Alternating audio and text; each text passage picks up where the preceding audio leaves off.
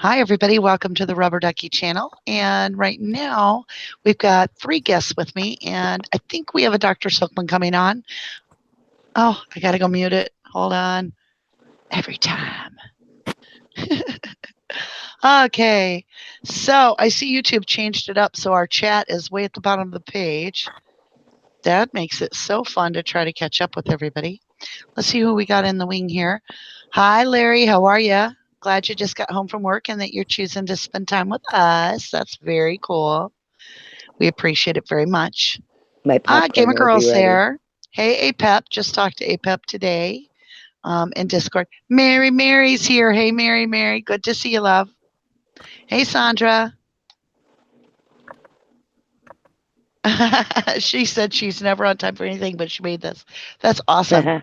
That's awesome.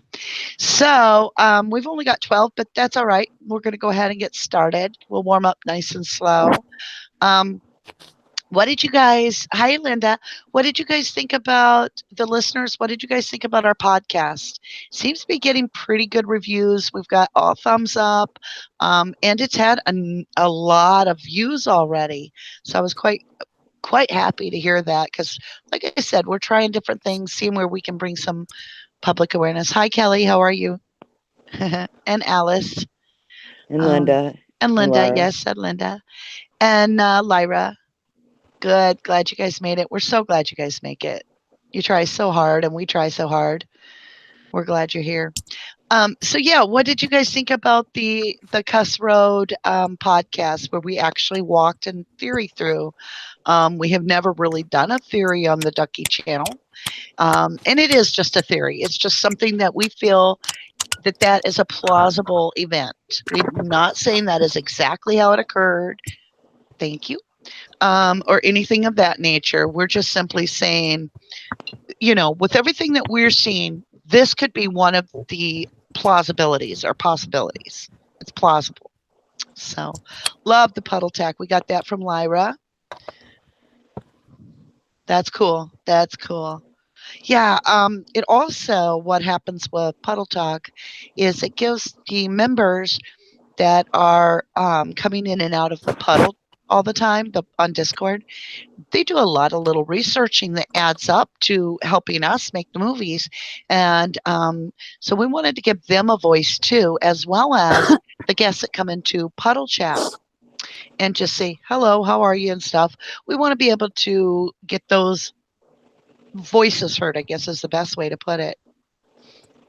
So, okay, guys. So let's see who we have with us today. Okay, we have a new face today to add to our live chat. And let me go back. I'm going to have to grab this because I can't even see what they're doing on YouTube. Hi, Lacey. How are you? Hi, everybody. So Lacey's one of our new members in the RD team. And she's been helping us do a lot of the research in the recent events. And we've decided that she's so good at expressing herself. We felt that it would be good to have her on the live as well. And then we have Bumblebee. Hey, Bumblebee. Come on. Where's my Bumblebee? Hello. Oh, sorry. I was distracted reading the text. Yeah. I thought I was going to have to go get Cuss Road and get you off there. Hey, Sammy, how are you? Good. How are you? I am well. So, you ladies, we did puddle text yesterday where we were talking. Okay, somebody has YouTube on out of us ladies. Can one of you mute it? Thank you. Otherwise, I end up hearing our stuff in an echo. It kind of gets weird. So we walked over Cuss Road. Oh, that sounded weird. We walked over Cuss Road. We walked over the Cuss Road theory. And what we came up with in the theory, we put together in a new series that we released today. And it's the Puddle Chat. I think it's called Late Night Puddle Talk. And we want to be able to continue to do that. Now, there won't be any rhyme or reason as to how the podcast will be brought out because we don't really know when we're going to hit on something we're sharing. So a lot of the time it simply is that we're all in working on a subject. We start getting a break. We're like, okay, wait a minute. This does look like asphalt. It does look like when a dump truck works. Let's start working on this. Well, it helps to record it for us too, because then we can go back and kind of review it and we don't miss a step. And so why not share that with you guys so that you have the ability to know what we know as we know it. It is a little bit informal because we literally are working some of the details out on the spot. And I'm sure there's going to be times when we work through something and we come to a dead end and you guys end up at the dead end with us. But we're hoping that it brings some awareness to the case. So, okay, let me scroll down and see where we're sitting. Let's see. Cat Gamer Girl said it was good, really good. Thank you. Sasmir kind of rolled their eyes, said theory. Yeah, it is though. You know, it's just a theory. Like I said, we're not saying this is what happened. Hi, Kelly. Kelly says, This is excellent as us always. pounding it out. Yeah, this is us pounding it out. That's true. Theory or not, it helps just show the state's narrative isn't solid when you go down other paths that make more sense. Thank you, Kelly, for that. That is true. Hey, yeah, Jeannie pointed out, so happy you didn't give up. The reason she said that is we've never done a podcast. So we were trying different electronic techniques to be able to capture it. And we ended up starting off with the theory. It was going so good. I was like, let's record it. Didn't work. So then they start refining the theory. And I'm like, okay, I'll record this one. Didn't work. So then I'm like, let's try one more time and I'm going to do it this way, and this way. And they were like, try this, try that. And we finally got it and we went even further with the theory. So it was actually, I think it was a really good way to hone in on the important stuff. But I think we did lose something going through it a couple times because that first time around, that was incredible. I wish we would have been able to share that one. Yeah. Let's see. Do they do asphalt, Ashley? No, not Who usually. does asphalt? I'm lost. Wisconsin doesn't do asphalt in Wisconsin. Yeah, we do asphalt. I don't understand. They don't lay asphalt in Wisconsin normally during winter. Yeah. Well, that wasn't winter, though. There wasn't snow or anything. And they do they actually work double time in our county, in Clark County, before the snow hits because they are trying to hurry and get the potholes filled and other stuff. So in my county, the closer you get to fall, the more the guys that are on street repair end up having to work weekends and many, many hours. Whereas in the beginning of the summer, they're just doing their thing, seeing how far they're going to get on the event, on the repair. And Samir said that base means awesome, not eye rolling. Ah, thank you. I didn't know. I mean, you have the right to roll your eyes. There are times I say some stuff I think people should roll their eyes.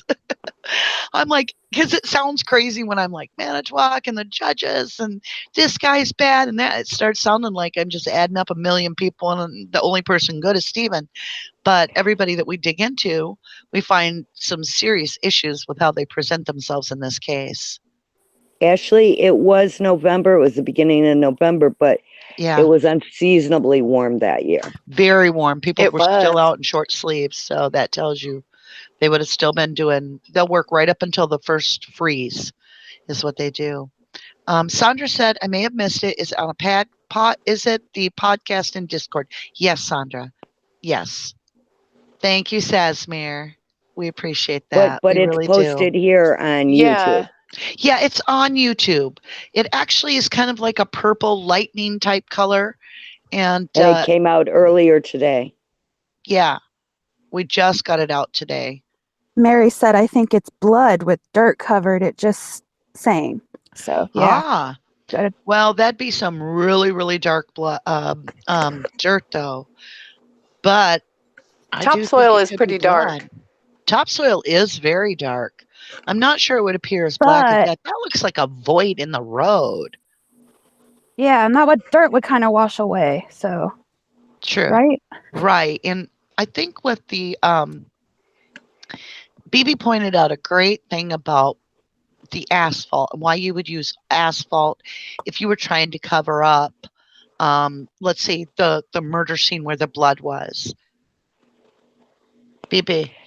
And Share, share. I said if they dumped hot asphalt on it, it would cook the blood, so the blood would not be decomposing anymore. Plus, the smell of the asphalt. I don't know that a dog could smell under hot asphalt. Right.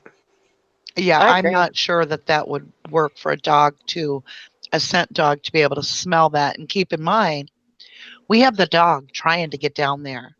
They even have to call the sheriff because the handler is persistent past being told no. She's like, well, you may say no, but who's in charge? So they call Sheriff Pogle, and Sheriff Pogle is like, well, silly rabbit, this is a crime scene. You can't be bringing down a cadaver dog to do its job. Yeah, crime dog. Yeah, we don't want a crime dog at a crime scene. No. Yeah. And That why just are they didn't make okay? any sense, and it still bothers me so much.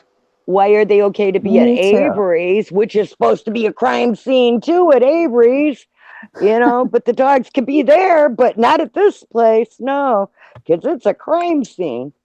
Yeah, God forbid you take a crime dog to a crime scene. Well, I'll tell you what.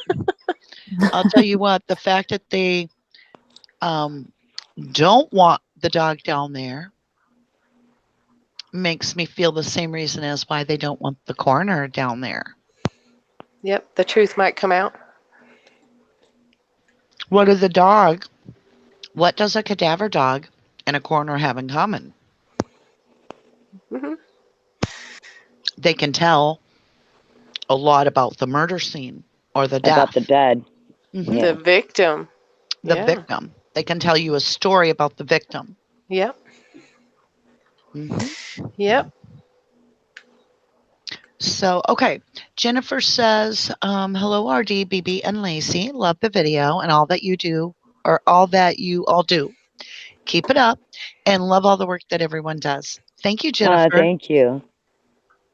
Ashley says, is the deer camp trailer still there? Ooh, that's a good question. I don't know. Have we ever even been asked that to check that? No, and that's we a good didn't question. We didn't go off of Cuss Road when we went down there onto the dirt road because that's private property.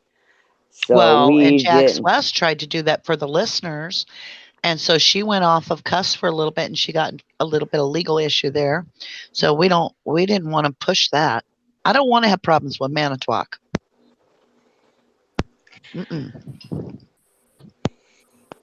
I don't know if you could Google Earth it, maybe. How current is Google Earth too? I don't know. Usually it'll tell you on anything there. about that.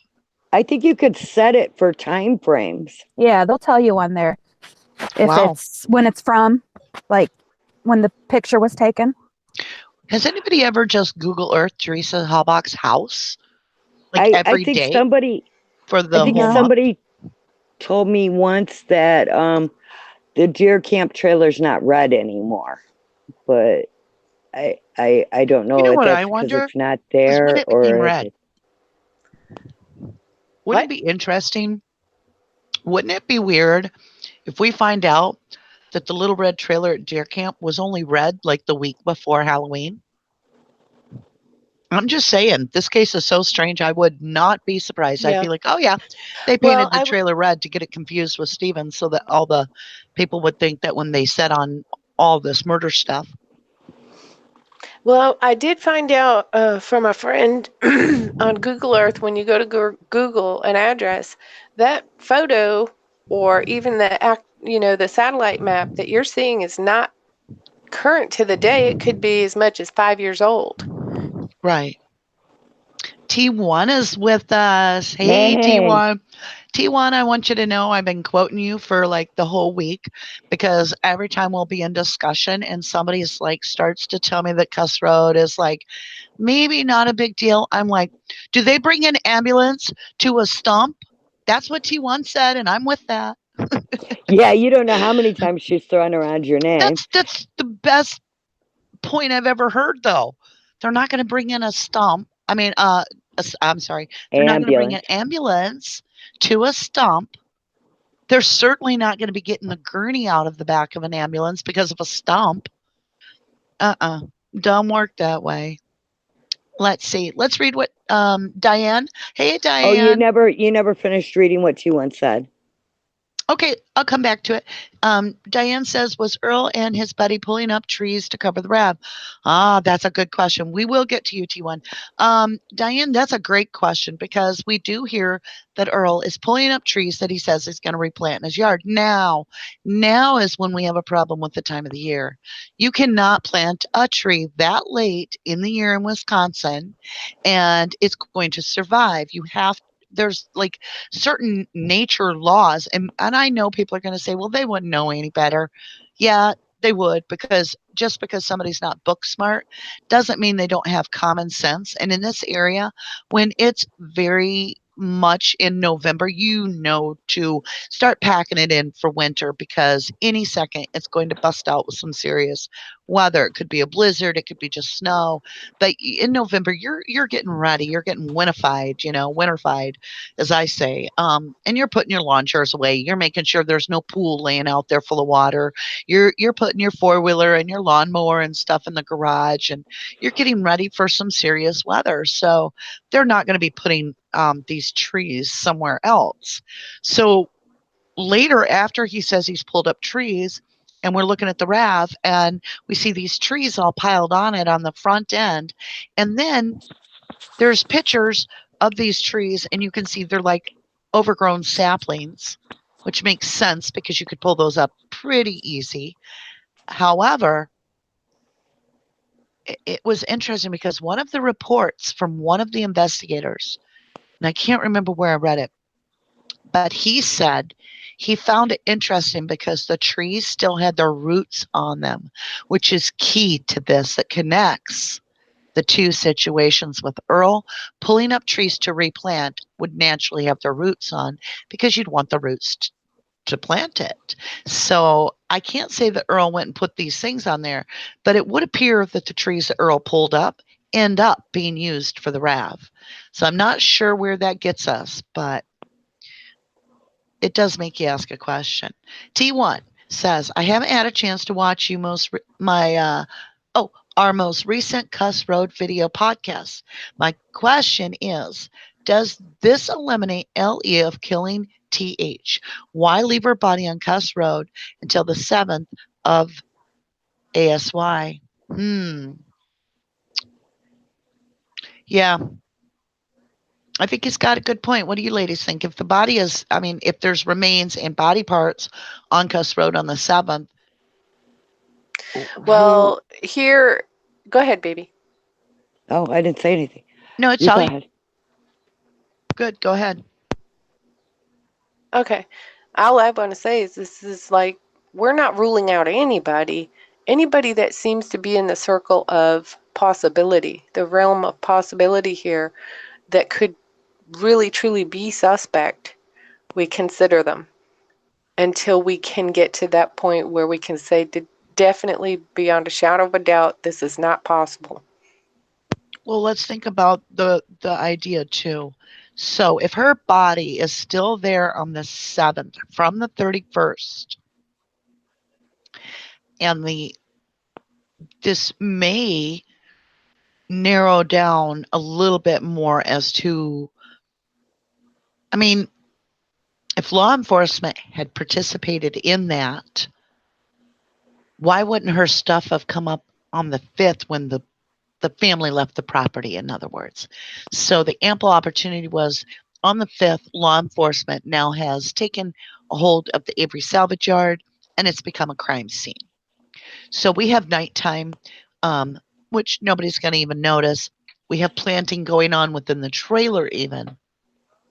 If law enforcement or a law enforcement person had knowledge or access to the body or body parts, at that point, I would have expected, since they worked a vehicle onto the property, why wouldn't they have worked the body in the RAV or something like that? Now, Silkman's not here, but in my head, I can hear Silkman. So I'm going to throw it out there. You might be afraid to touch the body because of your own transfer of DNA.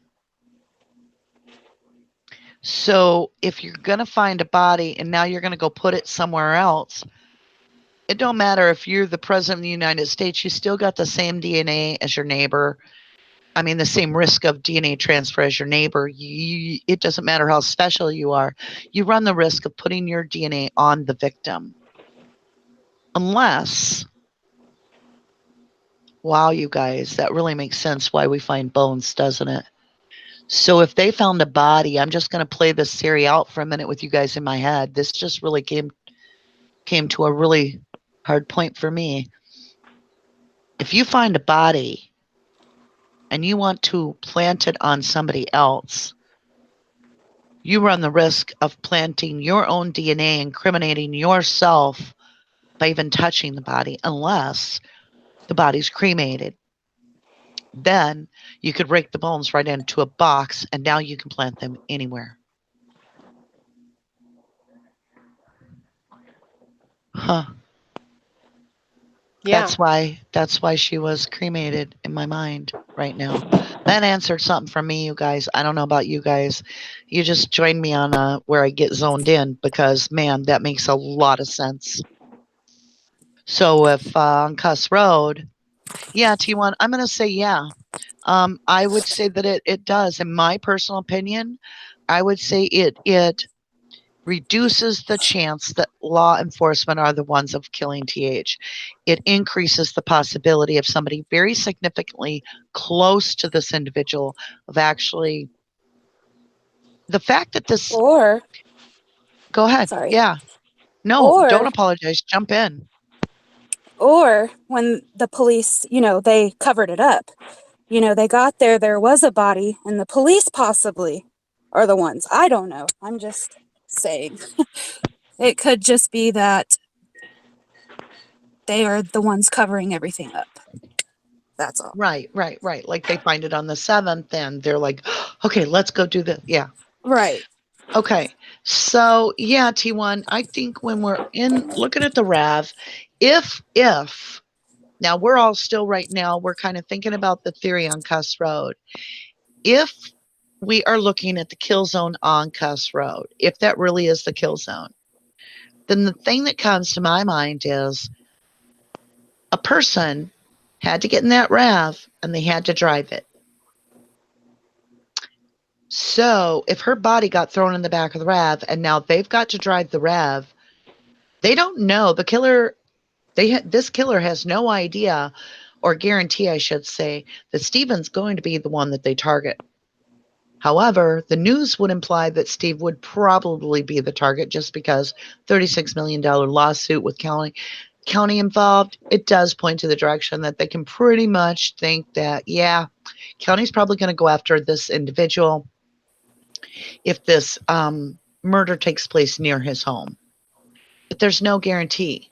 So what keeps coming back to my mind is this individual had another guarantee. This individual had to have a guarantee that when they got in that vehicle, their DNA had reason to already exist in that car. Exactly. Okay, let's see what we got. Jeannie says, I'm Kazoo from Flintstones. My mama used to call me that. Ah, little green guy. Ah. Janie says, I agree at this point. Not a wild surprise. Yeah, nothing's going to surprise us at this point. Mary, I interested in Earl too, Diane. Oh, gotcha. Yeah, Earl is a big question. I mean, let's talk about Earl for a second, you guys. Mary's right. All of us have been talking about Earl. We've all been talking about Cuss Road. And then we find out in the CASO that Orville Jacobs, you're going to know this name for a long time because I keep bringing it up. Orville Jacobs brings up this scenario where Stephen is explaining to him, according to Orville Jacobs, that he had letters from Marie Blank Avery that in her own handwriting accused her stepfather, Earl Avery, of sexually assaulting her. And so we hear about Stephen buying a trailer, trying to buy a trailer, and then he gets the trailer over on Xander Road, or he's going to buy the trailer on Xander Road, and then it burns to the ground. And you're like, why would Steve burn it to the ground? That doesn't make any sense. He doesn't even own it. He's just trying to get the trailer. So it's not his property. It burns to the ground. It almost feels like somebody's angry that they would burn a place. Well, if this individual is molesting this girl and that is her out, isn't it interesting how it burnt down? Just saying. Yep. Makes you wonder. And why, if that's true, we know that the charges never got pressed against Stephen. They got dismissed in 2004. And then when she's re-interviewed, Marie Blank Avery is re-interviewed with Wendy Baldwin. Wendy Baldwin's hearing the whole story where this Marie is accusing Stephen again of allegedly raping her, and there's still no charges brought. So apparently they can't press charges because if the state or the county had the opportunity to nail him on something, obviously we would see that. So there's something that Stephen has, and according to him, he's got the handwritten letters from Marie Avery stating that it wasn't Stephen that was sexually assaulting her. So the next question I have, why would the stepdad that is supposed to be allegedly sexually assaulting a minor daughter, even if it's your adoptive daughter, it's still your kid. Why has he not got charges? And it's right before this stuff happens. Yeah, and Kratz likes to try and say that they didn't press the charges on Steve because they already had this going on with Teresa. So since you have one victim, you don't want to you want to dismiss the other victim and they have no justice? They didn't want to put the girl through the trauma of a trial since he was going to get life for being a murderer anyway. That's Right. what Kratz. Or they didn't have any evidence against him and it was somebody else who was doing this to her. Right. Well, Kratz ain't going to say that, but That was the case. Yeah. Oh, Yeah. these people. I know. Okay, Beverly says, I have a question for the group. Please advise if I can ask it here. Oh, of course, Beverly. We're an open forum. We let a guy pay $2 to tell us that he farts. So whatever. yeah. We're good with anything. No, seriously, you She can did feel very ask. safe. Okay. Yeah, anybody can ask anything they want. So Here Jane says, in good Puddle. morning. Yep, here and in Puddle. Jeannie says, great point. Jeannie says, if you get just part of a body, wouldn't that require a crime scene squad? They usually would collect body parts rather than an ambulance. That's true.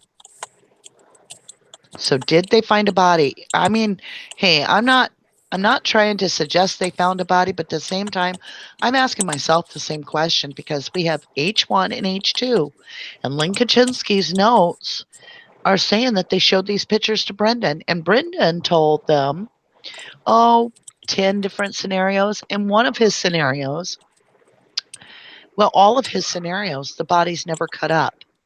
All of them. The body's always whole. And then Lynn Kaczynski's notes are body, dig site, measurement. I mean, what's that about? So is it possible that they found a body on Cuss Road? Well, yeah, it is possible. Very possible. Scott says he is at Deer Camp, but it's in Michigan. Oh, Scott, by the way, Ducky says she'd like to talk to you. She missed talking to you that night. Yeah. And she'd like to talk to you. If you could make your way back over to Puddle tonight after the live, that would be good. I do have a ladies' night out planned at 9:30 p.m. my time, so I won't be able to stay as long as normal because we have a birthday party to celebrate. But I will still pop in the Puddle so that I can say hi to everybody. And probably for a discussion, Scott, I would like to talk to you anytime that you get some time. Yeah. And we can go from there. Daytime, whenever. Yeah. Let's see. So you wanted back at the Puddle. Pep says, I would love to just walk the whole area. Well, Pep, BB and I did I walked Cuss Road. I walked right over the place we're looking at. It's been repaved, coincidentally. It's really a strange location because it is very hidden. Isolated. Yes, it is. I would not want to be there or deer camp at dark. I'm just saying. Pep asked, did Josh actually live at the trailer at deer camp, or was it literally for only for hunting? For He has hunting a and very probably nice house. work. Yep. And Ooh, probably did you work. see Yeah. this last person that she said Bobby's friend, Michael O, I think that's his name, was jealous of Steven because he had the Hotspur Marie. He had motive to burn the trailer. Yeah, that's a narrative that's been pushed for a while. And it was supposed to be they were in a love triangle. But this whole new information from this Orville has kind of cleared that up. Oh. Okay, Sasmir says, I'm kind of reading them in the way they posted them so I don't leave anybody out. Sasmir, it says, is it possible that Carmen's body on Cuss Road? What do you guys think? I still think Teresa's alive. I can't unsee what I've seen, and just because Okay, I help so do you other believe there was people ever a work, victim, BB? well, I think Carmen's a victim. Okay, so if we're talking Cuss Road, how would that fit in? Could it be Carmen's body on Cuss Road? Well, I would think bones, not her body. On the 7th? I still think that they reburnt the bones to make the Right. black on them so they're not white like cremation. Okay. Sammy, what do you think? Just because Sorry, I was catching up on I something. help everybody with their theories. So I don't know, because to be really honest with you, I'm torn about who is the true victim, because nobody has ever identified that person. Right. Any of the remains. You know. It gets frustrating, doesn't it? When you don't even know. It's pretty dang sad that when we I don't got even know into who the real victim is. It just when I kills got me. into this and I got started with this, and the more I kind of went into it, and I fell along the side of Teresa Hallback could still be alive, because to me, they have not proven who is this victim, because you know something, all through this whole entire thing, there's this argument about Teresa Hallback. That's great. I think any victim,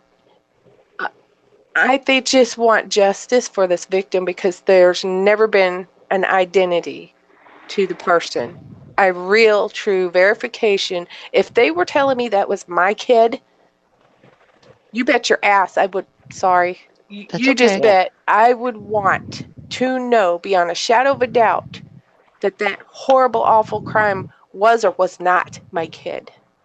Right. Lacey, how do you feel? Do you think that could be Carmen's body on Cuss Road?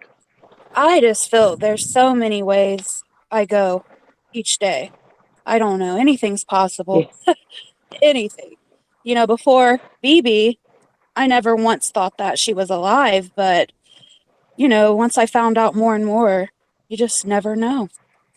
Well, we Especially do when, have a problem with the pap smear in the original place. We don't need to get into a big rabbit hole on it, but the initial piece of identification used as the fixed standard to say this is the victim does not have medical paperwork to back it up at all. There's nothing that says that that pap smear belonged to anyone, not even Teresa Halbach, not that it doesn't even have a name on it. It's simply Kratz's word that we have to trust. And who wants to trust that? no No, one. I'm going to mute. Everything is so sketchy with Hallenbach family, with Teresa, with just it's all sketchy. All the way down to the can of pop they found in the front seat of the car is on the passenger side drink holder, and the mouth container is facing the way a passenger would be drinking it. Now, who keeps their pop like You that? know what really bugged me the other day when I was reading? And there's a paper towel around the bottom of that can, like somebody was trying to not get fingerprints on it. Sure, Yeah. it could be from condensation, but it was November. Yeah. Yep, that's a good point. One thing that Simple really little bothered things. me is that they have a granola wrapper and they got a print on it, and it's not Teresa's. It could have been anybody in her car. I get that, but they don't want us to know who it is. Why? Why they don't want us to know who that is? Why don't they want us to know whose fingerprints are on those water bottles? And why wouldn't they have looked at Ryan Hilligoss? For God's sakes, why was he Why like wouldn't have they taken pristine? that print off the back of the rev and went and okay, so you have an entire bloody handprint. You go swab it. You go do a test. Oh, I didn't get enough blood. Well, so much for that thought. Or you go get another 500 buccal swabs and keep doing it till you do. There's enough DNA there. I mean, And Dr. Silkman Silkman, has taught us that yeah, in yeah. one cell of blood, we have mitochondrial DNA as well as regular. We should know exactly who that is. That isn't a partial print. That is a full blown somebody grabbed the handle on the rav. So let's get back into this. Janie says, I'm in Michigan, but not at deer camp. Janie says, where's a good doc when you need it? Yeah, where is Dr. Silkman? He should be waking up soon. There's Doc.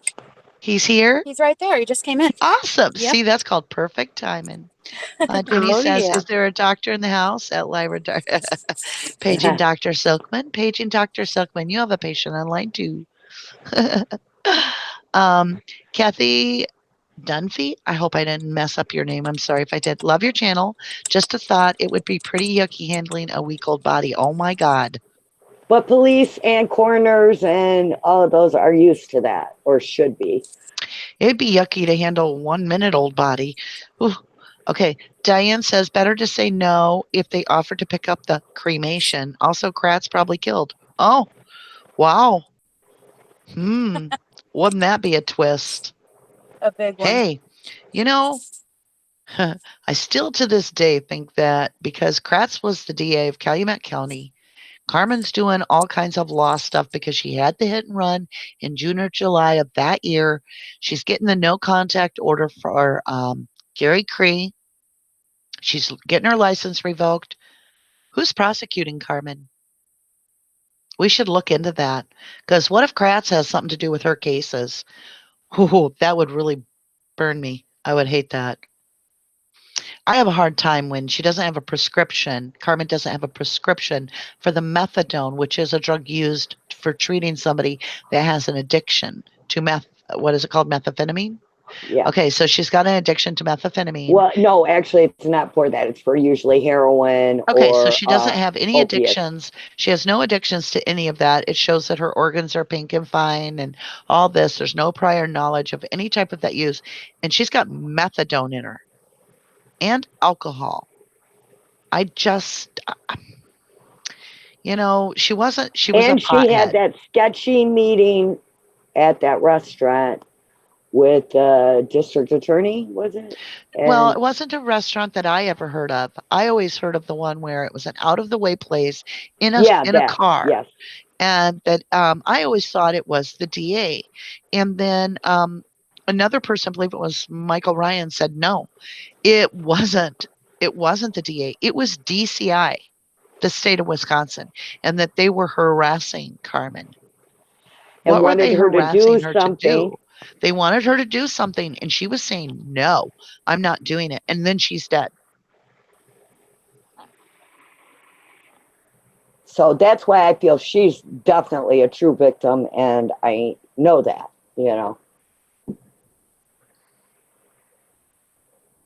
Okay, Mary says, TH Rav's supposed to be burnt out on Yanda Road. Well, we do hear about on the Xander Road, it's called, that we have a witness. We have actually 3 witnesses. So we have one witness saying he could smell something as he approached Xander Road. He's the one that Paul Metz, where all the cows go all over or whatever, knocked down a fence with the and whoosh such. originally, but he took the words whoosh back. Yeah, so I don't even bring it up. But so he said it was a big loud, or not a loud, but a bad odor. The closer he got to Xander Road, the worse the odor got. So that would naturally tell you you're getting closer. So it suggests that there was a bad odor coming from Xander Road. Then you have 2 people that live, Shannon and somebody else. Can't remember their last name, maybe Schneider. I can't remember though. Don't quote me.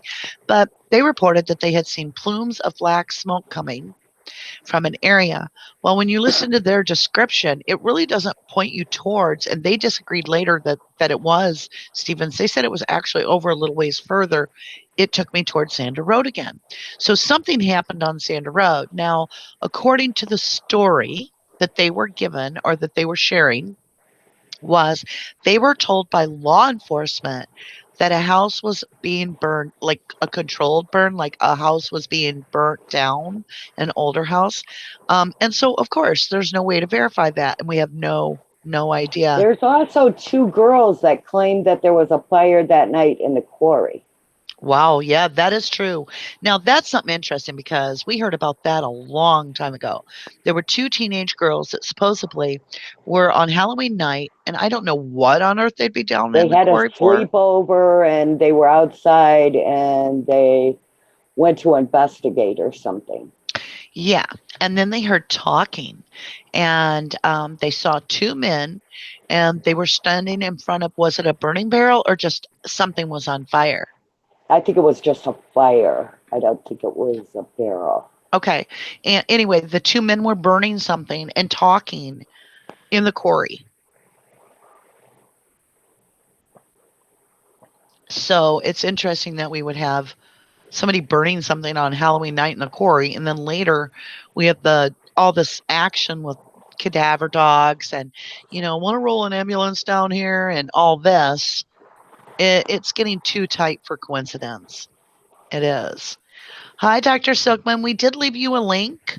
So if you go in the Discord or if one of the ladies wants to send it to you. He's in here. In the members. He's in here. Oh, you're in the chat with us? But he keeps coming in and out. I don't think He he might can have to unmute restart. or something. He's muted. He might have to restart. Okay. All right. I hope he can hear Shows us. he's in here, but he's muted. Oh, what am I doing? If he restarts his device, you are listing the witnesses. Okay, so what Mary's saying, it could have been the real Rav. If we're going with the 2 different Ravs, it is possible that the real Rav could have been burnt on Sander Road. We just don't know. Diane, I'm not sure funeral bill that is. Not sure on that one. I think she means that the cops paid for the funeral for Carmen. Right. The way the original newspaper story used to say. Yeah, the original newspaper had Carmen Botwell, Judy Botwell on the cover. We still have the same ad or thing. You can look it up, but it's been changed. And you'll start to find that in this case, things change over time. But what we found out was it disappeared off there, and it used to say in public where the mother thanked Manitowoc County for helping with the funeral arrangements. Now, here's the problem. We know. No, the original ad said that they took care of it. The one now says that they helped with it. Okay.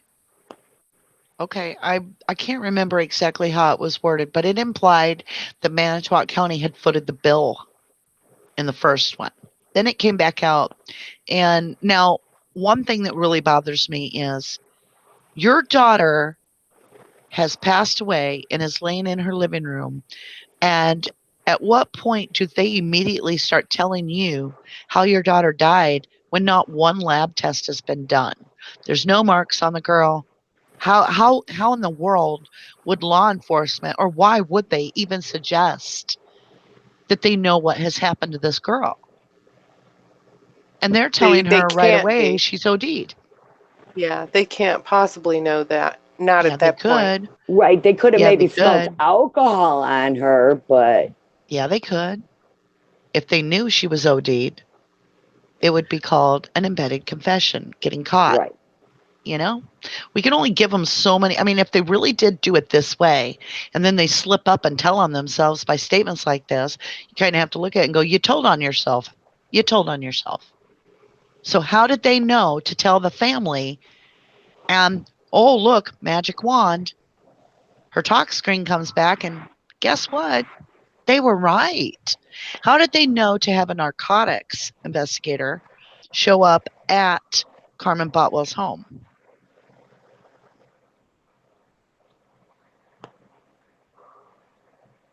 I mean, why didn't the coroner just come? Just a thought.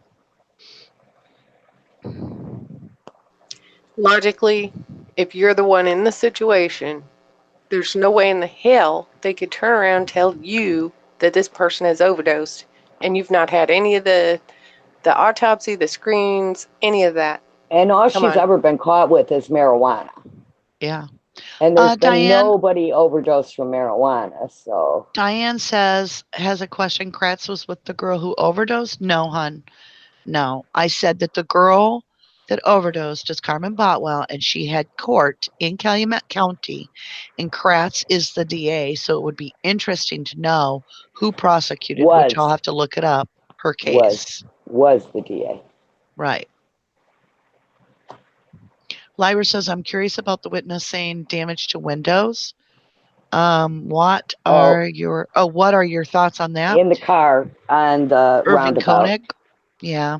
So yeah, he went on national television and he told one of the TV stations that he had seen the RAV, that it matched the unit described of the victim's vehicle, and that it was parked out on the turnabout on 147, that the driver's window was busted out with a big hole in it.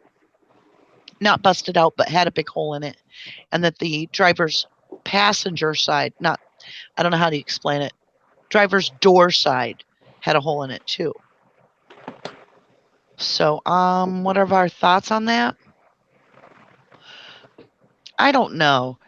I don't think he would make that up. Do you guys think he would just, I saw holes in it. Why would you say that if it wasn't like right there?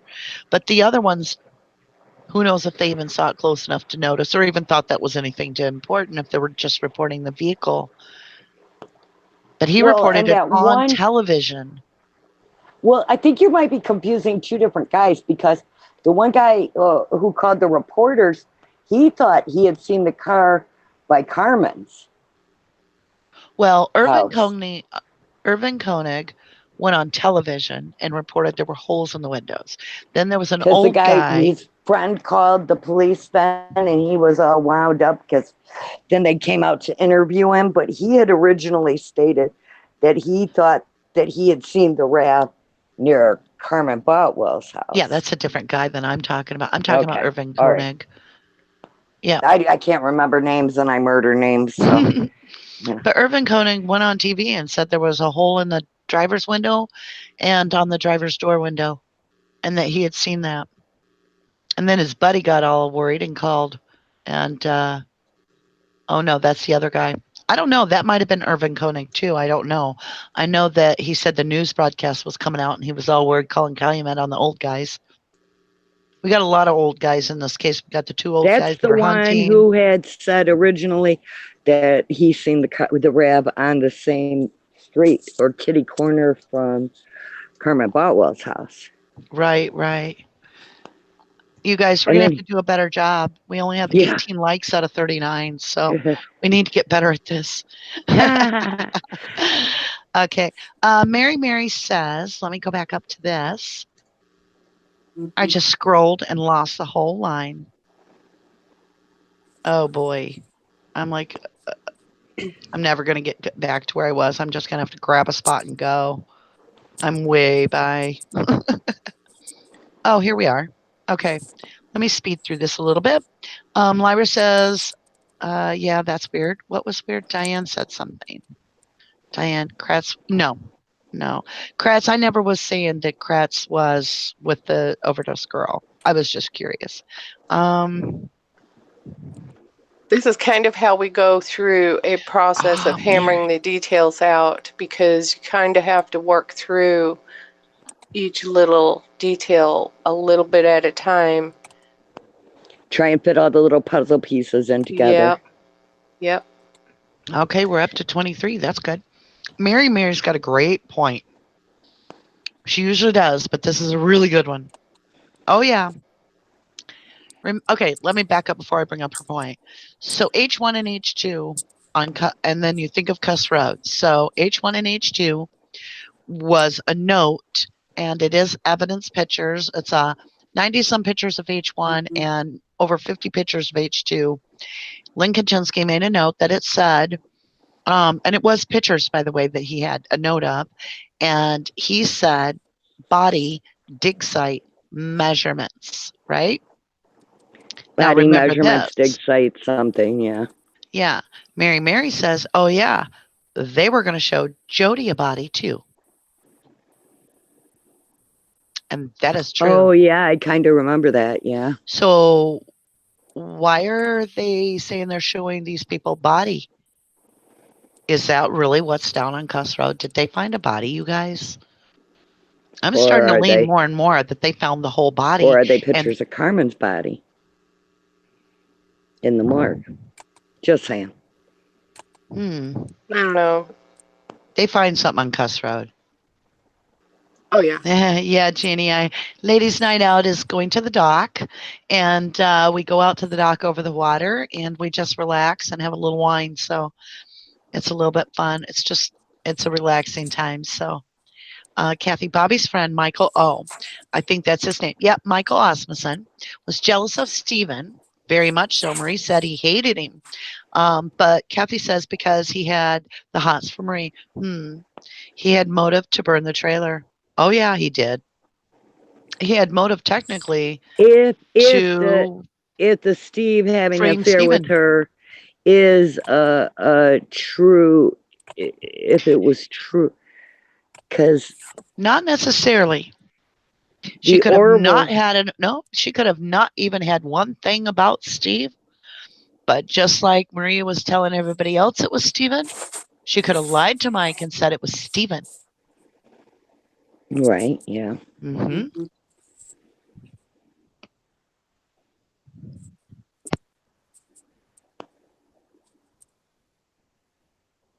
Lyra says, I'm also curious about Brendan saying Bobby had stayed at a friend's house that night.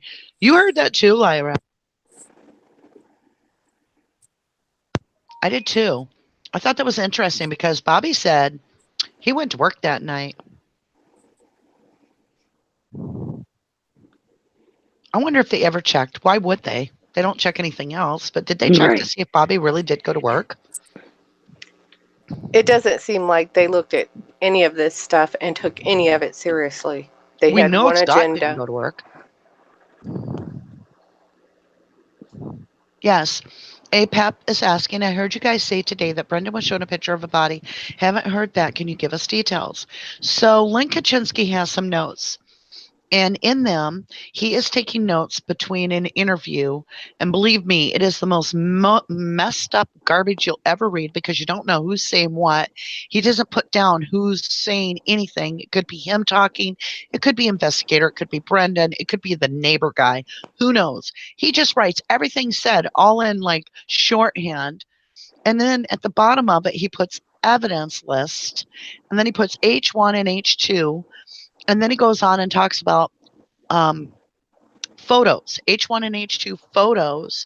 And according to his notes that he has shown Brendan a picture of a body, measurement, dig site, salvage yard. And he doesn't say Avery anywhere on there.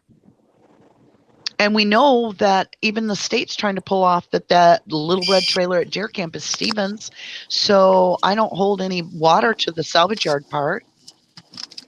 And now we're down on Cuss Road, and it makes me really connect to this whole process because H1 and H2 is something I stumbled upon one time, and I've never been able to let go of it. And I'm always like, where in the hell, in this case, did we ever hear them say the word body? Ever. And people have tried to FOIA that, and they say held over for trial. So all what H1 trial? and H2 pictures are held for trial. What trial? What trial? Whose trial? Whose trial? And how is the state going to produce pictures of a body? They're screwed if they do that. So there's no way. Those pictures are never going to be seen. Let's see. Janie says, wait, what? You think she's alive? Did you do a video on that? Can I get a link to it? To that, please. We didn't really do a video on She's Alive.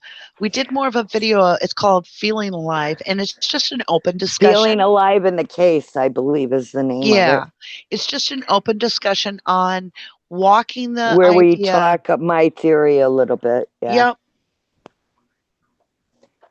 And Mary it's in the says she's collection on 50-50. YouTube. Janie says, exactly, and they gave those bones away. Yeah. Yep. Sandra, speaking with love triangles, when Dr. Silko breaks up with Sherry Culhane, this nurse is single. Oh, Lordy, Lordy. Oh, gracious. Edna says, sorry, I just got here. Hello, everyone. Oh, never apologize. We're happy if you walk in, even if it's the last minute. We're just happy you took your time to come be with us. Yeah, Janie, the bones could be tested right now. We'd know in 90 minutes if those are Teresa Hawbuck's bones or not by the Andy machine. However, the state of Wisconsin gave away all the evidence, and so we can't test crap or bones. Can you Scott guys hear me? says, hi, Dr. Yes, Silkman. you got it working. Yay. I'm telling you, there's some voodoo going on. Kratz Did you wouldn't hear let you there's in. did you hear you have an offer that when you get done being boyfriends with Sherry Culhane, there's a nurse in the crowd that would Is like Yeah. to be your girlfriend? Me? I've got too many. Nah, I don't have any. I'm very happy. Yeah. You're a Well, very happy single man? Yeah. well, So look, we could yeah. marry you off. Maybe we could have an auction. Ooh, No. we could raise some money with Steven for Steven and Yeah. Brendan. I'm With a just happy to handsome, help out. smart, I'm just happy kind, to help out. funny molecular biologist. And I wouldn't let him go for nothing. There Okay. we go. Okay, I Edna? just wanted to, real go quick, ahead. I pulled up this report that I had found about Irvin. Okay. Irvin And Koenig? yeah, and it says that he advised me that he saw the unit parked in the turnaround in Mishcot, just west of Mishcot on Thursday, 11/4/05. He stated the vehicle was parked facing east and that he observed a large hole in the windshield as well as a large hole in the Ooh, driver's Sammy, you're side breaking window. up. I heard her pretty good. Oh, I okay. heard it great. Must be me. Okay, so I was at the driver's side window. He stated when he heard about Hallback's vehicle missing, he thought perhaps this was the one.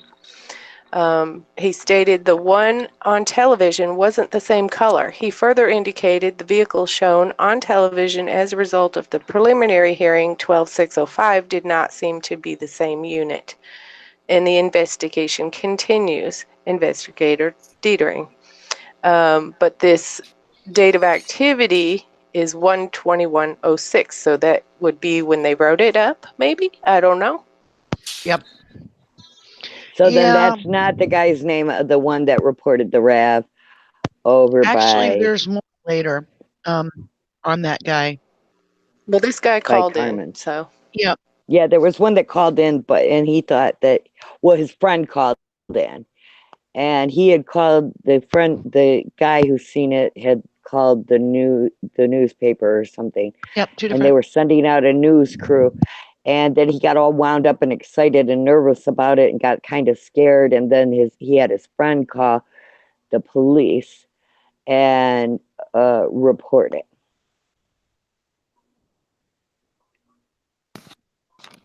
Sorry to interrupt. Go ahead. No, that wasn't an interruption at all. But yeah, so why would there be holes? Well, okay, so first of all, let's back up. So Irvin Koenig at first, before we get into way later in the preliminary trial, he's all for it being Teresa Hawbuck's vehicle. Then we gets into the preliminary trial. They start throwing up pictures on the teleprompter, and it's the vehicle Pam Strum found. He says that don't look right.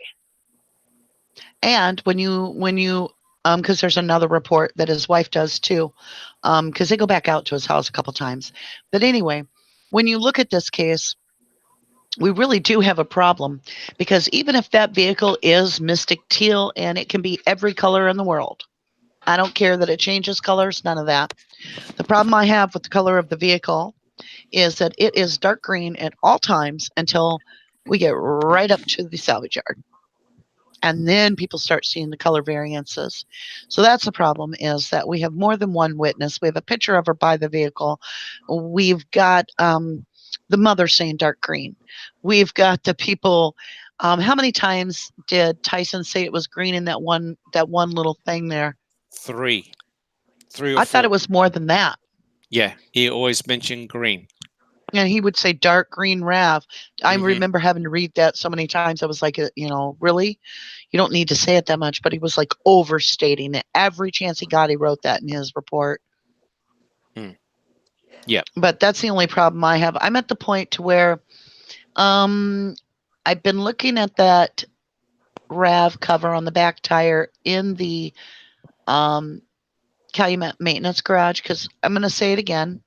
We never have seen a picture of the Rav at the crime lab. None of you have. Not one of us have. We've never seen one because there's never one publicly shown. So when you see this Rav in a building, it matches exactly the Calumet maintenance facility for their what kind of place was that called? Maintenance? Was it just maintenance building? Oh, sorry. Jeannie said something historical. Oh. Share with me, please. Jeannie said, "Run, Doc. Soon they'll be asking you to read 50 Shades of Grey." My Lord. Oh, Lord. You could have a career in voiceover. Nah, I'm happy to be a scientist. That's hard enough. Yeah, you got a big job there. You've done a fantastic job. Your latest video, the that's analyzation. controversial. Oh, it's so controversial. YouTube had a problem with the name. We had to rename it to get it to go through. That's true. And it took an hour and a half extra. Yeah. It certainly did. Just heads up, if you guys ever decide, well, I am going to start a channel, and I recommend you do. And I think you should put videos out there that bring awareness. I think we all should. But anyway, if you do it, don't put FBI and the word investigation in the title together. Yeah. I think it hit some terrorist list or something. Likely Triggered something, because it went to processing mode and it locked down tight and there was nothing coming back out. And I'm like, Dr. Silkman, I think we just made the FBI list. Great. Oh my gosh. So now I'm looking out for black vans outside my house. Yeah, black helicopters. That's it. Oh, Lordy. But okay. I was actually very surprised that there's actually very little information about the EDTA. So hopefully it raises an awareness and people start asking a lot of questions. Well, and I wasn't aware that they had used it in the OJ trial. Yeah, they did. They did. And I was actually pleasantly I was quite shocked that the FBI decided to get into the Avery trial, considering all the controversy that had taken place in the OJ trial. Yeah, I thought what got him off was the glove. Well, yes. If it doesn't fit, you must have quit. Yeah. That's true. But the thing is, they did discover the presence of EDTA. So the defense said, hey, if there's EDTA, this is a classic case of planting, blah, blah, blah, reasonable doubt, see you later. Right. So I don't know why the FBI decided to jump in the Steve Avery case. I don't think they did just jump in. Mm-hmm. I don't. I think they were quietly behind it from the beginning. Not behind it as in framing, but kind of watching over a little bit of stuff. I think they were being hoodwinked. They were trying to do a proper investigation, and they're being, here's your swabs for the hood. Oh, thank you. They never go and think to themselves, well, you know, these scallywags may have just handed me actually Steve Avery's Mountain Dew swab. Well, you know, we can talk about this for hours, but when you don't have a proper chain of custody, you are just asking for trouble, aren't you? Yeah, yeah. Right. Both the control swabs and the test swabs were not done by the FBI. They were relying on faith that everything was done above board, and everyone was doing their job. And Sherry Colleen had her mitts and everything. Correct. Uh-huh. Now, I'd just like to tell the listeners that my next project is about a possible planting scenario. Right. Right. Ooh. And how it was done. It's scary, very scary. Oh yeah. Kathy says Carmen's brother was a guest on another channel and cleared up a lot of theories on her bones being used as Teresa. Well, that might be that you choose to believe that that is Carmen's brother. However, I personally asked that gentleman for in private any credential, and all I did is say, nice to meet you, and it's part of my thing to know that you are who you are if I'm going to address some things on my channel with you. And he explained that that was very rude to ask for credentials or any verification on him, and he went off hysterical about it. He then went over to another person's channel and encouraged duck hunt season. So this is somebody that took it very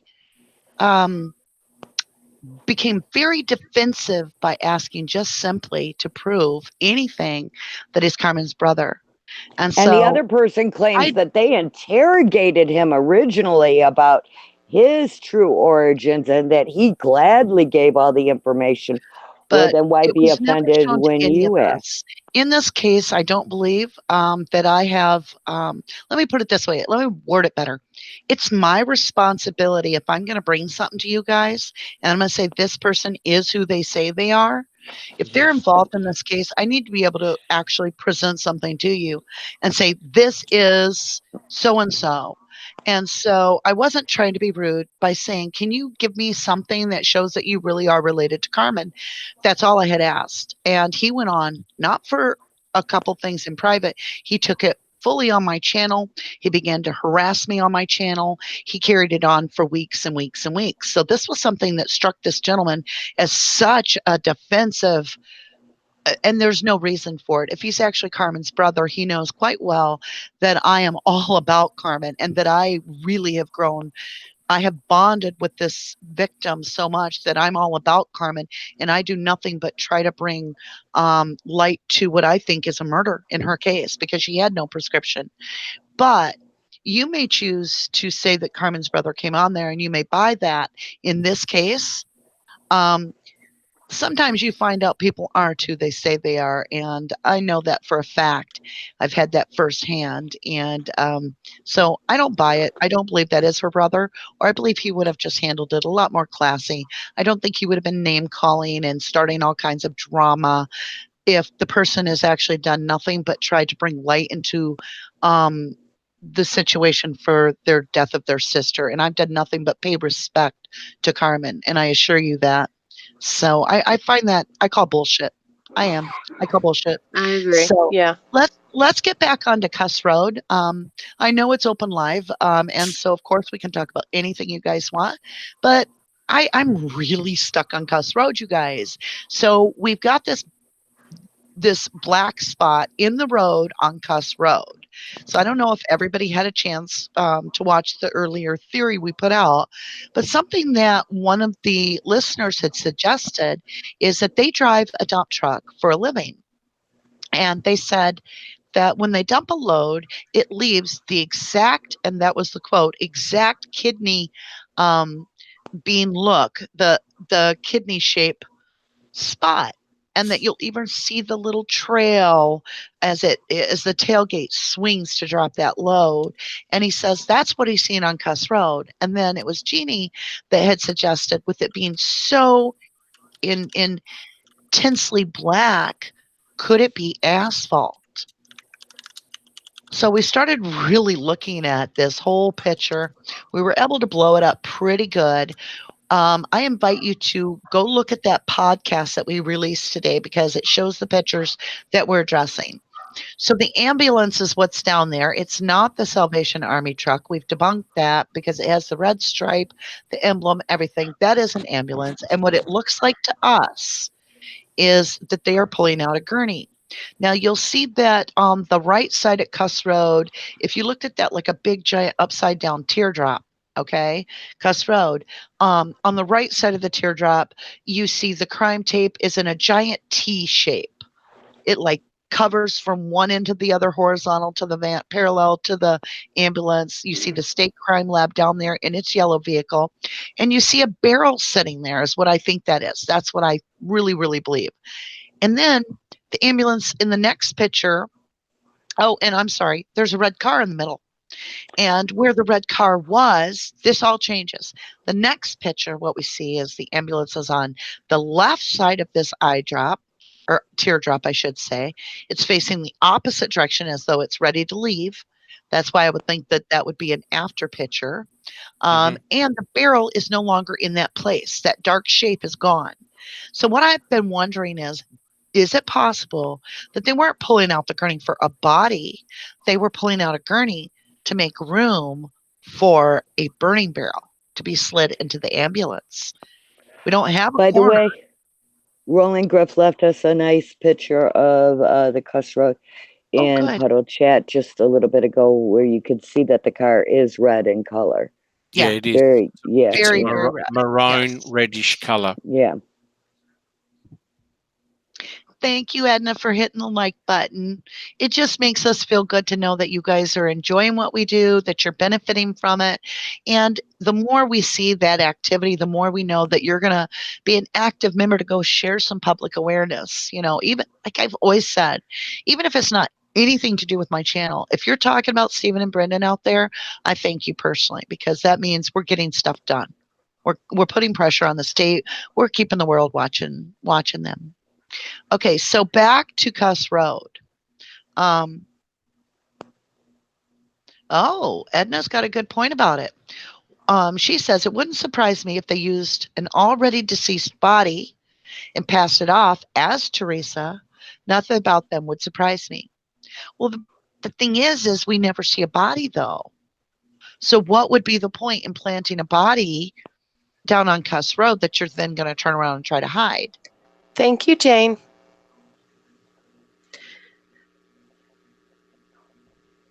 Thank you, Jane, very much.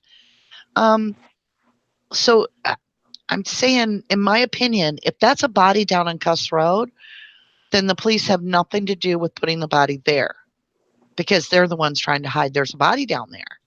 Yep. So that wouldn't make sense to me.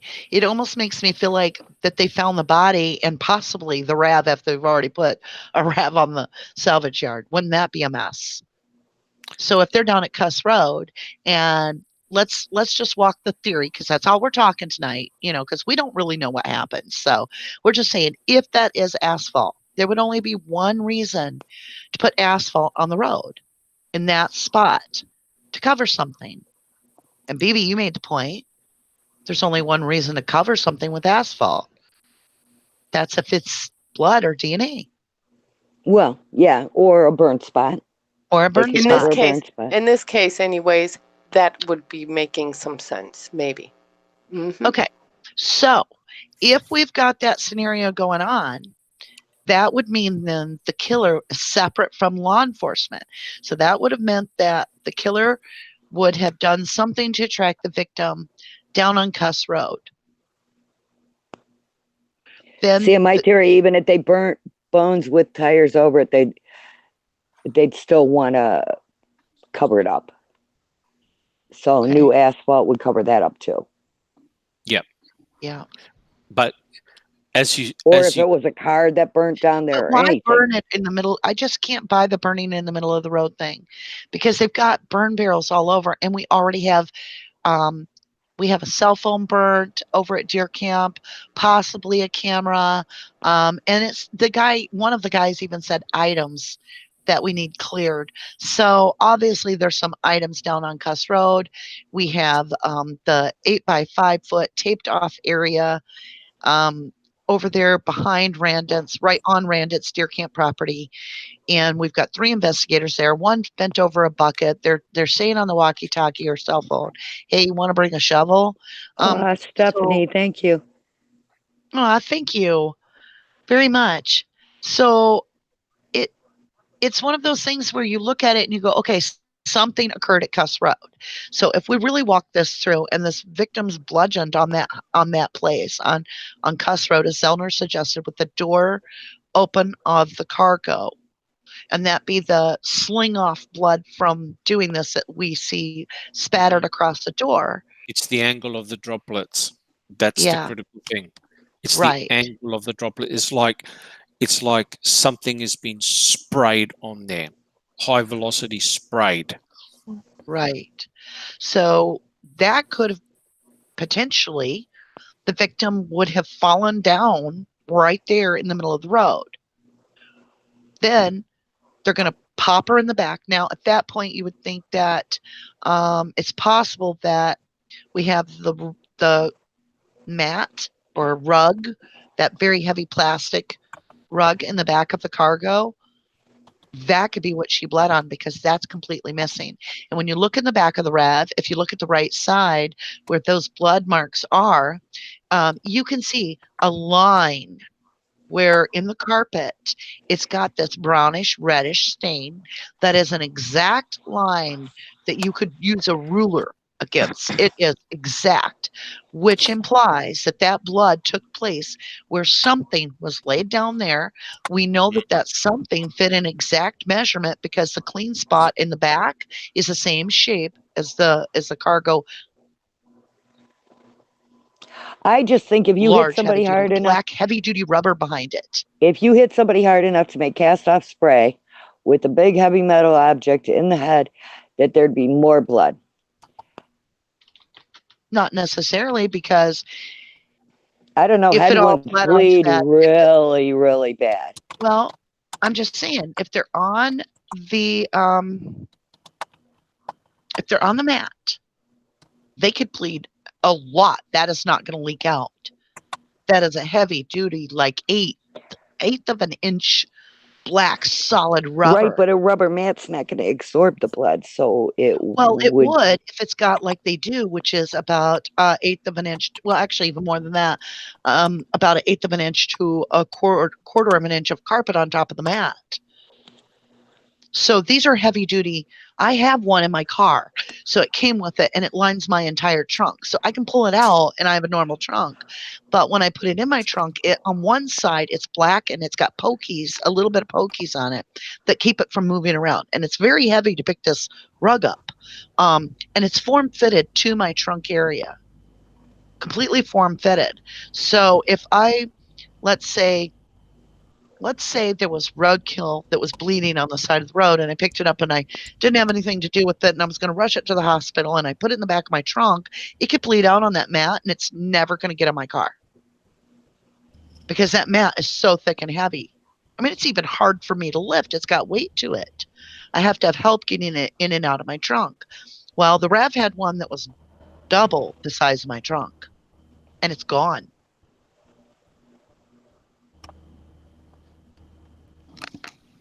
So, yeah, well, I mean, we don't really know the exact events. I mean, it's true. You know, we're speculating, we're coming up with some ideas, but the expert, Zellner's expert, had a look at the distribution of the droplets on that door, and the scenario that fit the best was that someone was basically on their knees near the back door and got bludgeoned by a hammer, and the cast off blood from that hammer flings backwards and it hits the door, and like nothing else gave that distribution pattern, including picking up a dummy that had blood in its hair, and the person was flung into the back of the RAV, because what happens is the droplets follow the direction of the person's head that's being flung,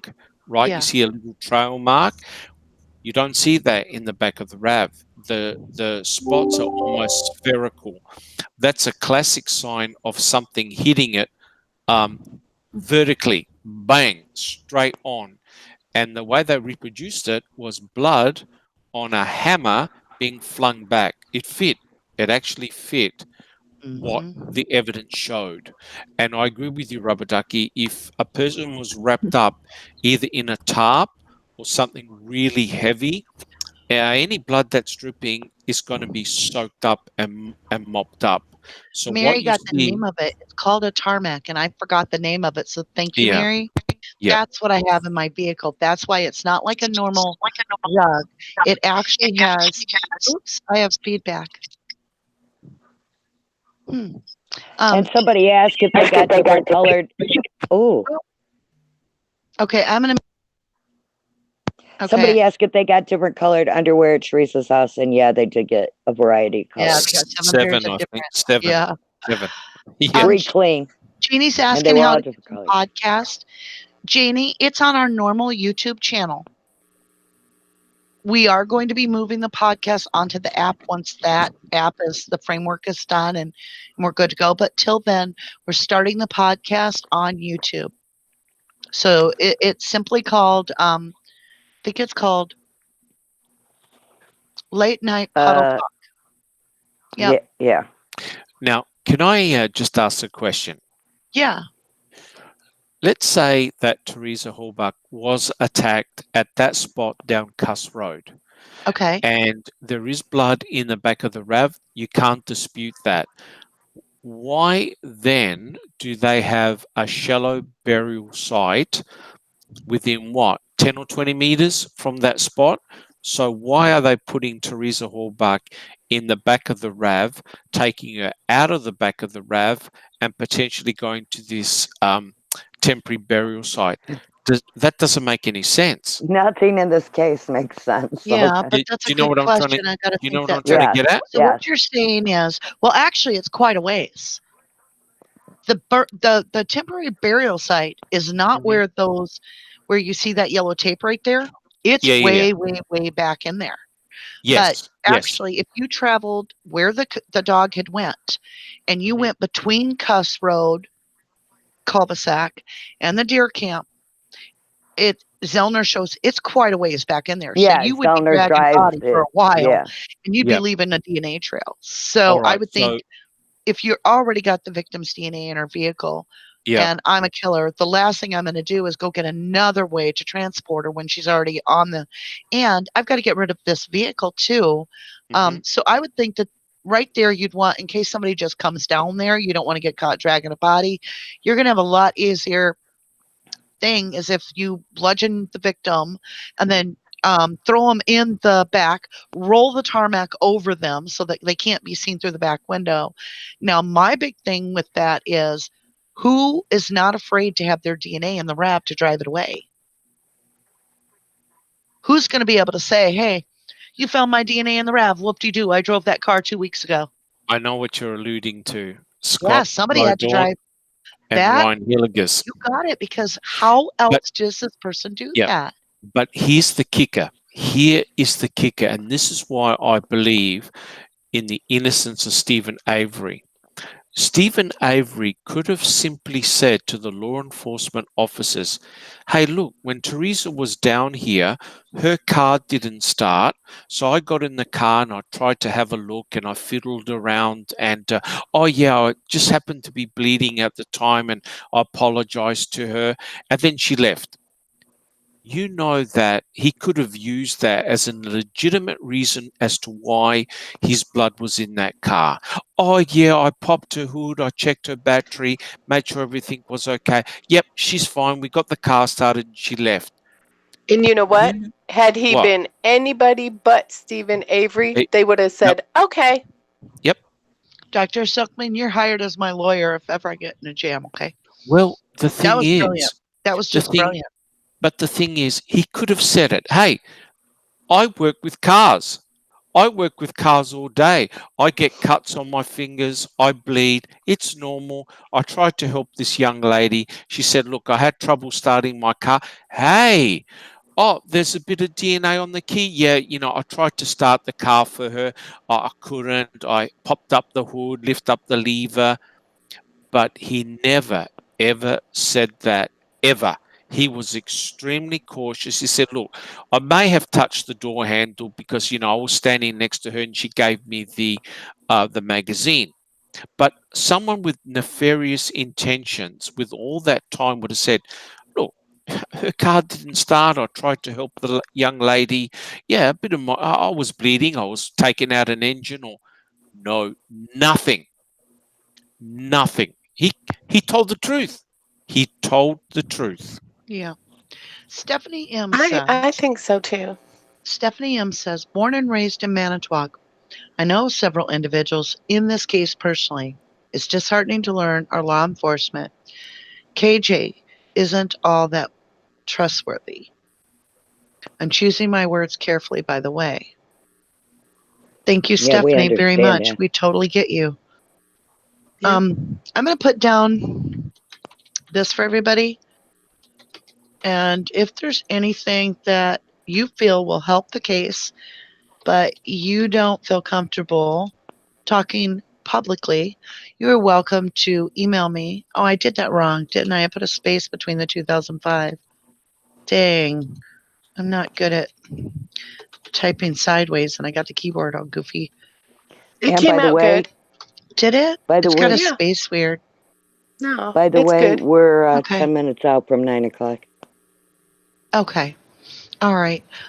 So yeah, I guess Cuss Road, the biggest thing that has me stuck on Cuss Road is that at some point, if we go with the theory that we're walking right now, if we keep going with that theory and stay on that one, that means somebody got in the RAV and drove it. The RAV was moved. Yep. And we know it was moved. So And Teresa who was drove moved. the RAV? And Teresa was moved. Yep. Can I answer Kelly? Kelly says, could the spray effect on the door be exactly from a spray bottle? After all, going down the road, it's the arrows in the way. I can't quite read it. Not the real RAV. It's been planted too. I myself, I have a theory where if it was Carmen's bones, blood that's in the RAV, or anybody's blood, it doesn't even matter who, but if it came out of a tube of blood, there's about a tube's worth of blood in the RAV. And I think if you took a syringe and sucked up a syringe, the old fashioned kind of syringe, and you sucked up a syringe full of blood and you took it and held it in your hand and did like a frisbee throwing motion and sprayed the blood out at the same time, it would probably create the exact splatter pattern as cast off. Okay.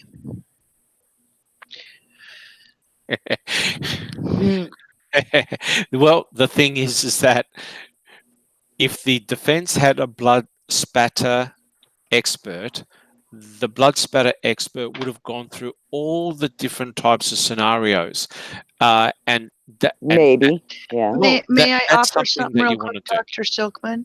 Of We course. actually asked Mr. Buting, I think it was Lily, if he had seen a dent in the side of the RAV on Twitter. And he actually responded that he couldn't remember because he didn't remember if he saw the RAV or not. If he actually ever seen the RAV, yeah. He thought he may have, but he couldn't remember because it was a long time ago. He didn't see it. He He didn't said, see it. And I said, come on, quit playing Ryan Hilligus. You know how that works for him. That Yeah. doesn't look real good. So you either saw the RAV or you didn't. You know if you saw the RAV. Yeah.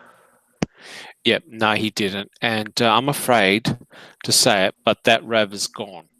That RAV for whoever he belonged to, it's gone ski. Yep. Kathy says, I'm visualing asphalt. So interesting theory, but would there need to be a hole in the existing asphalt, which would be seen in the picture without the black spot? No. You can lay that down and there not be a hole at all. It would just be thicker in that spot then. Yep.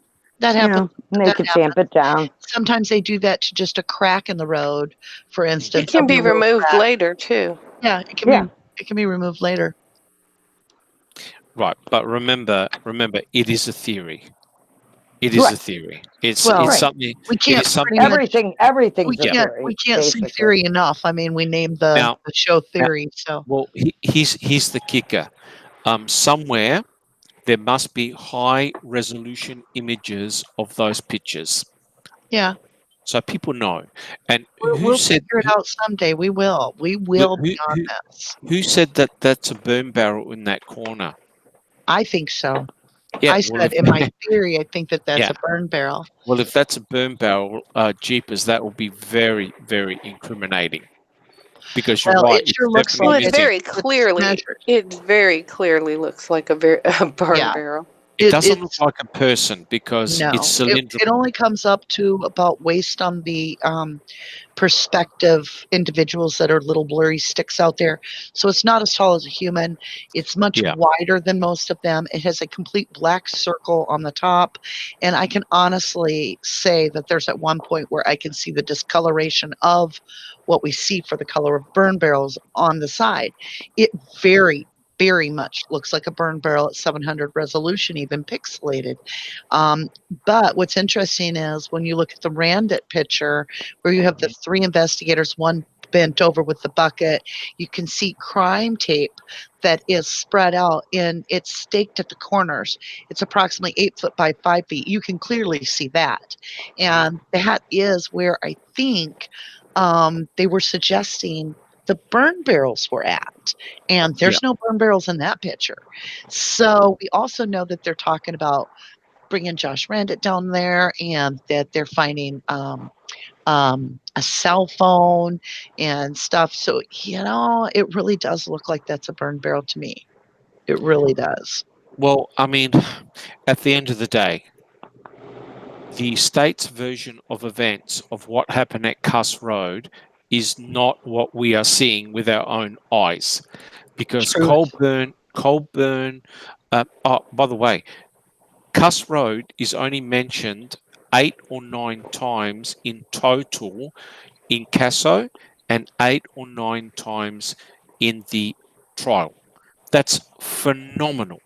When you consider all the activity that is at Cuss Road, there's a lot of things that has happened at that spot. Yet there's a clear absence of any discussion of it in the trial and in CASO. That to me indicates that they don't want to discuss or disclose what happened at that spot. No Like question out of about it. sight, out of mind. Yeah. No question about it. And when they asked Colburn, oh, look, it was just like a temporary dig site, a bit of plastic, nothing to see here, guys. We all went home, had our pizza and our beer, case over. To me, they've covered it up. They've definitely found something very, very. Now, remember, here's the issue. I Here's think, the issue. Dr. Silkman, I think you nailed it. Mhm. When you say they covered it up, I think they literally covered it up. Well, and Yeah, who's going to be out there burying a part of a pallet with plastic on it? nobody. For what Jeannie purpose? says, if the RAV is gone, isn't that a constitutional violation? Oh, you bet, hun. But the problem So are is, the bones, so are the bones, and that doesn't and get us they're anywhere. gone. Yeah. Yeah. Nobody seems to give a crap about any of that. That's literally broken a law. I think if Challenger can get in court, I think she can almost get him out on Like the bones being exonerated. I gone. think that should be Yeah, the shortest trial in the world. Hey, and that's can why you they're bring up the dragging their bones? heels. No? Okay, constitutional violation. All right, bring in the RAV. Oh, you can't bring in the RAV? Can't bring in nothing on the RAV? We can't go look at. Okay, constitutional violation. Hey, how many hearings has he had? How many reasons did you give why he couldn't have hearings? But you guys didn't even keep the evidence, right? Well, you know what their argument will be, Rubber Ducky? They'll say, well, we've got all the swabs. Yeah, who What I'll cares? say is, you guys are accused of swab switching. Prove you did. Well, yes, Prove you didn't switch the you can't. swab. You can't. So A. Woodward has actually been on my channel since the very beginning. I remember this name, and they're back again, and I'd like to welcome them back to our channel. And they said, my theory is they found her at Courier off Cuss. Have no idea who did it. Don't care. Was close enough to SA, who we all know they knew well. So framed everything at ASY, not caring who did it, and just to get him. Yeah. Yeah, I think you nailed that. I do. I think they would have stopped at no stops to get him, no matter what. They had to stop him. Yep. They had to stop it on the spot before the two bigwigs got deposed. Right. Yep. Mary Yep. says that Stephen and Brendan should be home. Yeah, they And- sure and- Or before they were ordered to pay millions of dollars to Yep. him, even if it's $2 million. Yep. You know. Yep. But the other thing, sorry, just getting back onto Cuss Road, if you Yes, don't please. mind. The other important thing is they're not going to call the State Crime Lab unit for nothing, for no reason at all, for a hole in the ground. Or a stump. Mm-hmm. Yeah, No. for some, yeah. Or a pallet covered with plastic. Yeah. Or I find Yeah. this quite interesting that if that, we've got the mobile unit down there. Mm-hmm. That means on Cuss Road, we have the actual mobile crime lab down there. That would And put an John ambulance. Ertl associated. Then we have an ambulance down there. Now, the problem I have with John Ertl is this. I personally believe that John Ertl may have very seriously perjured himself on the trial testimony, because he states how the drive shaft was all done on the one side of the vehicle of the RAV, and that Okay. freed up everything. And they could Yeah. put this vehicle in there. But they couldn't have, because an all-wheel vehicle, you would have actually had to get all of the undercarriage figured out, and it takes a lot of different parts to do this. It's much more in-depth process. Takes a couple hours, if not more than that, to do it. And you would have had to done the driver's side individually, and there would not have been enough room between the two vehicles to have pulled that off. We see the investigator, I believe it's a woman, that is leaning on the tail end of the RAV on the tarp, and she's trying to lean up in there, and she can't even fit her whole body up in there. And she's not a big person.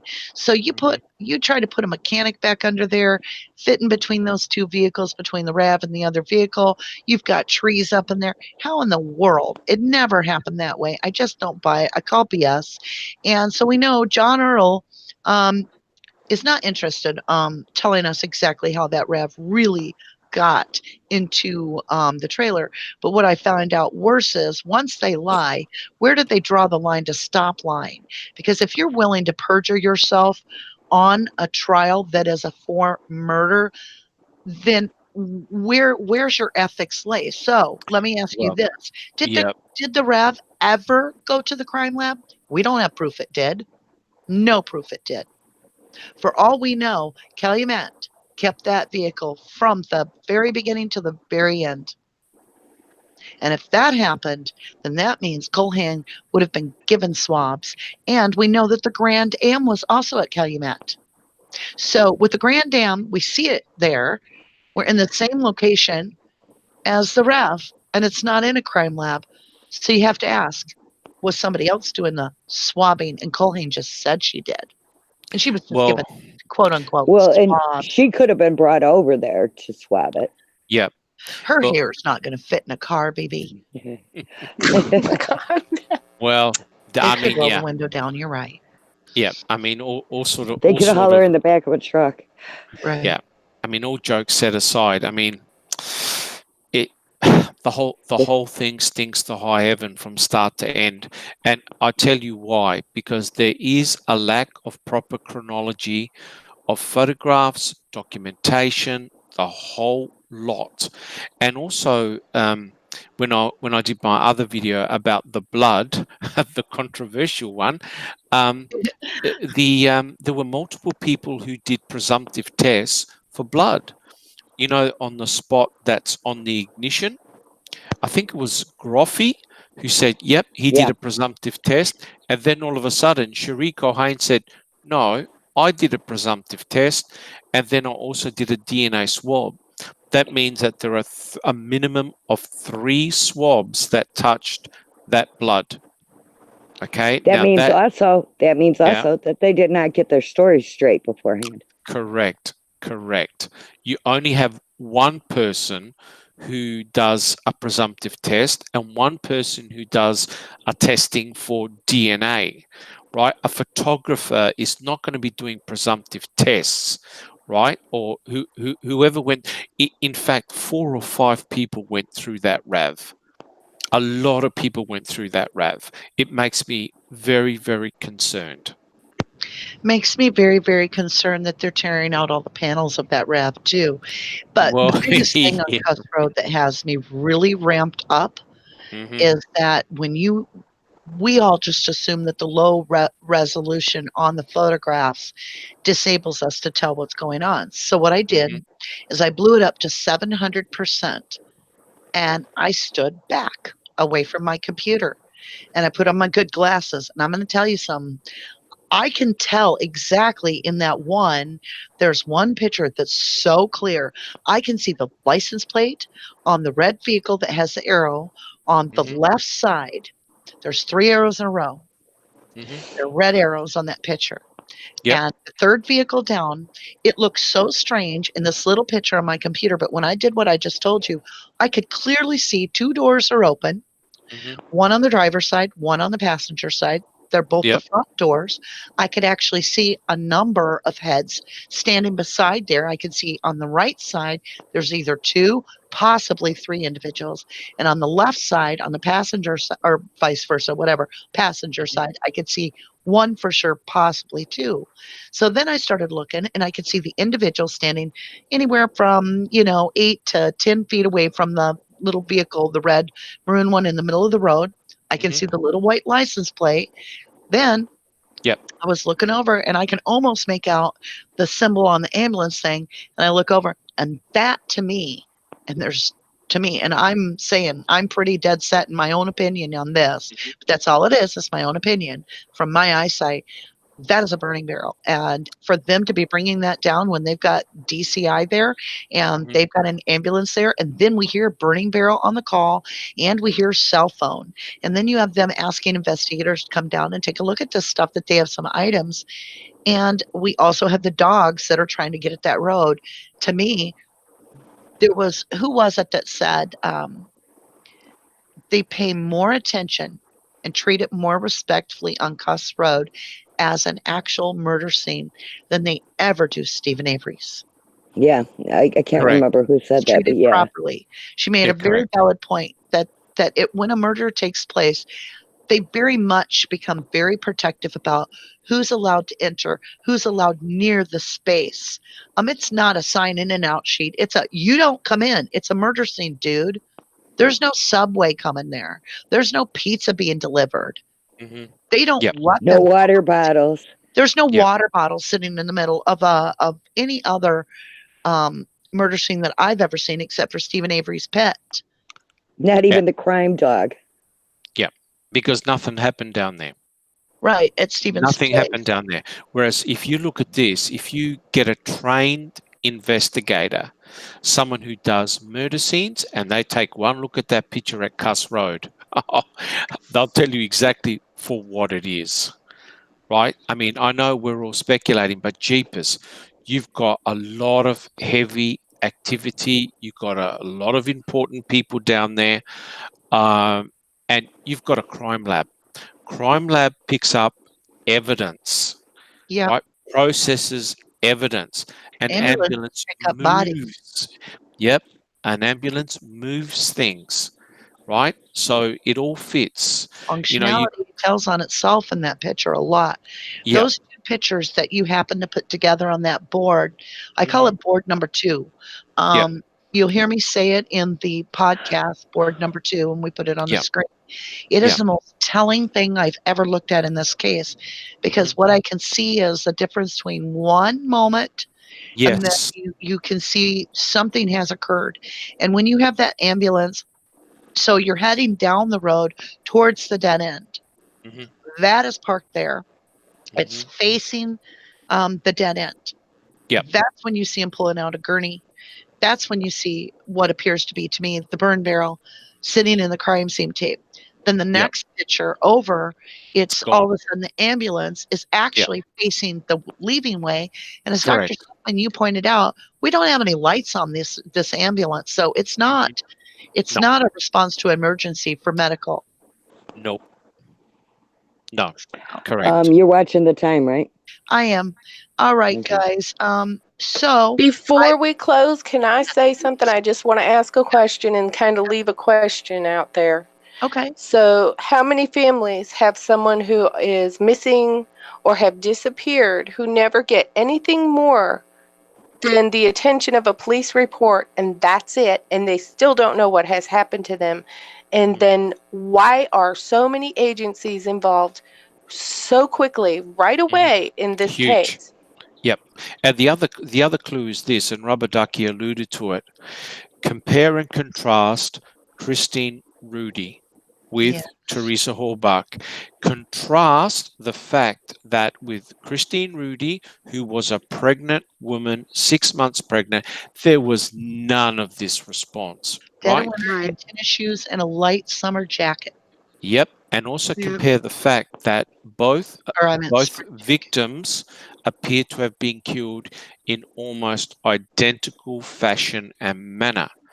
And now you've got a massive, let me repeat, a massive response for a missing person, Teresa Hall. No disrespect to Teresa or her family. But if this response happened every time a person was missing, there'll be nobody left in the state. There'll be no law enforcement left in the state. So the underlying question is this: what elicited a response this big? Was it because of $36 million? Money. It had to be something I big. just don't think it's money because You think when you look about at the this. You think situation- about this. People with money will protect their money, and that's what's going to go beyond what people even can imagine. The reality. I don't care how much you look into this and how much you compare statistics, because one thing will lead to another, and these lawsuits would not stop. That's correct. It's basically, in other words, it's the domino effect. Yeah.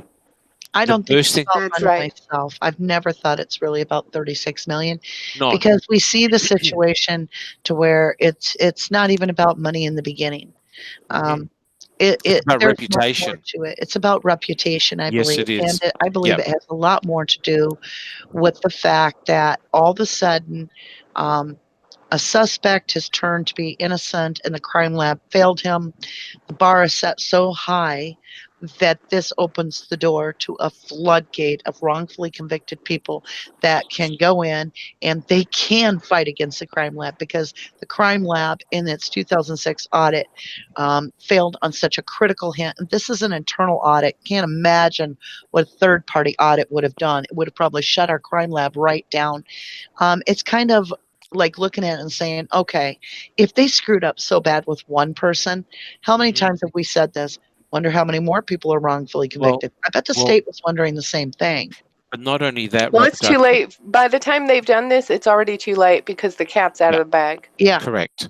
But the other thing is, even people that had committed a crime, they can still ask to be let out because of dodgy forensic evidence.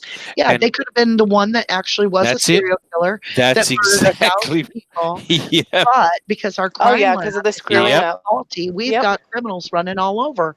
And so you have to Correct. ask yourself, Oh, at I some agree with point that. the Hallbox, I just Mhm. have to say this, I'm not a big Hallbach fan. I'm sorry, I'm not. I do not care for the way that they have handled this in the last few years.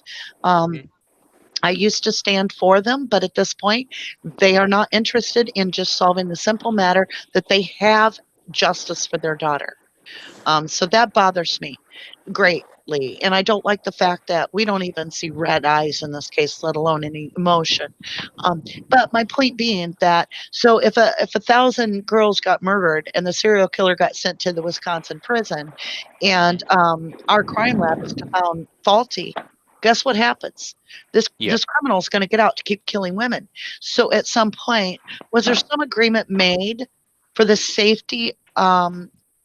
Was it that Steven Avery was sacrificed in a sense with them thinking it on the lines of, for lack of better words, the prosecution side thinking that, hey, he's going to have to be a martyr and not even know it because if we let him out, we open the floodgate to letting out every criminal to wreak havoc on this planet. And we're not going to do that. Correct. We're not So going to do that. It's the state crime lab to me. It's not money. It's safety. Yep. So in They other paid words, out big time. Look at Minnesota.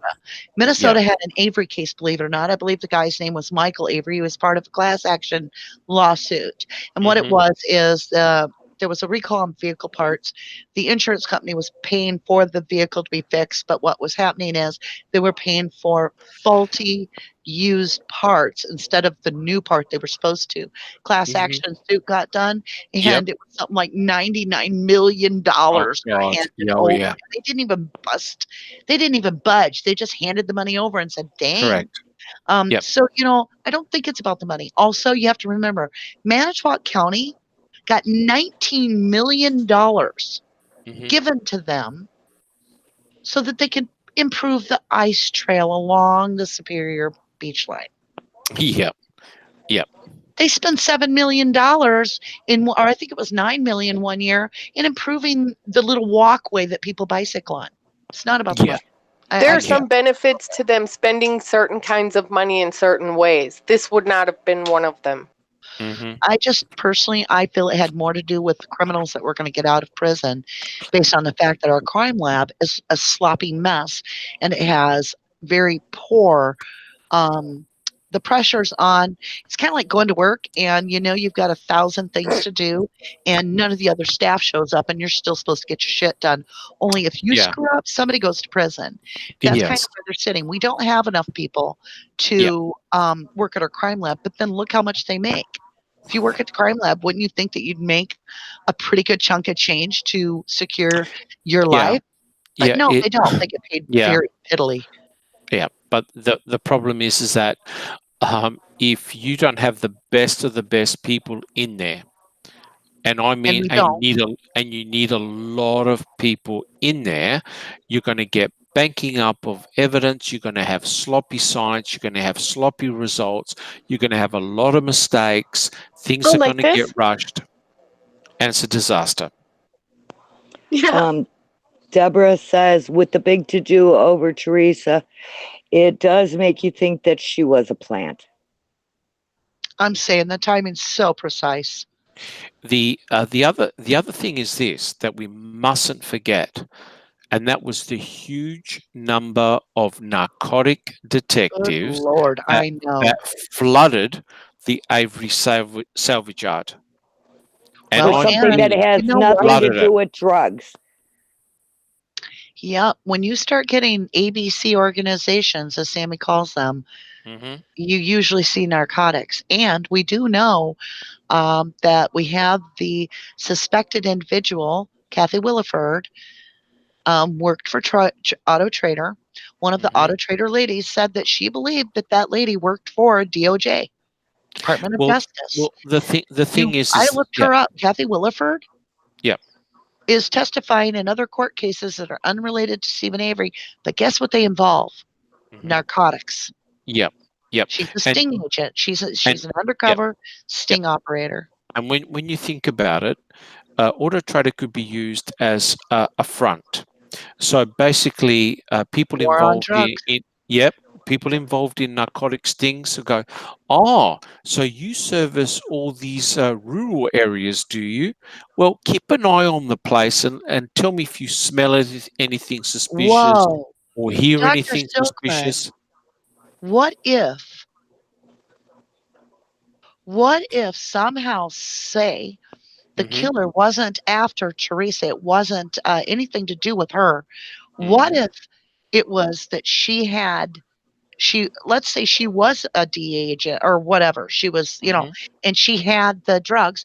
What if it's simply they were there to get the drugs and they just simply kill her, throw her in the back of the RAV and leave that RAV sitting right there and take the drugs and go? Because every panel in that car is pulled out and none of the bolts are put back.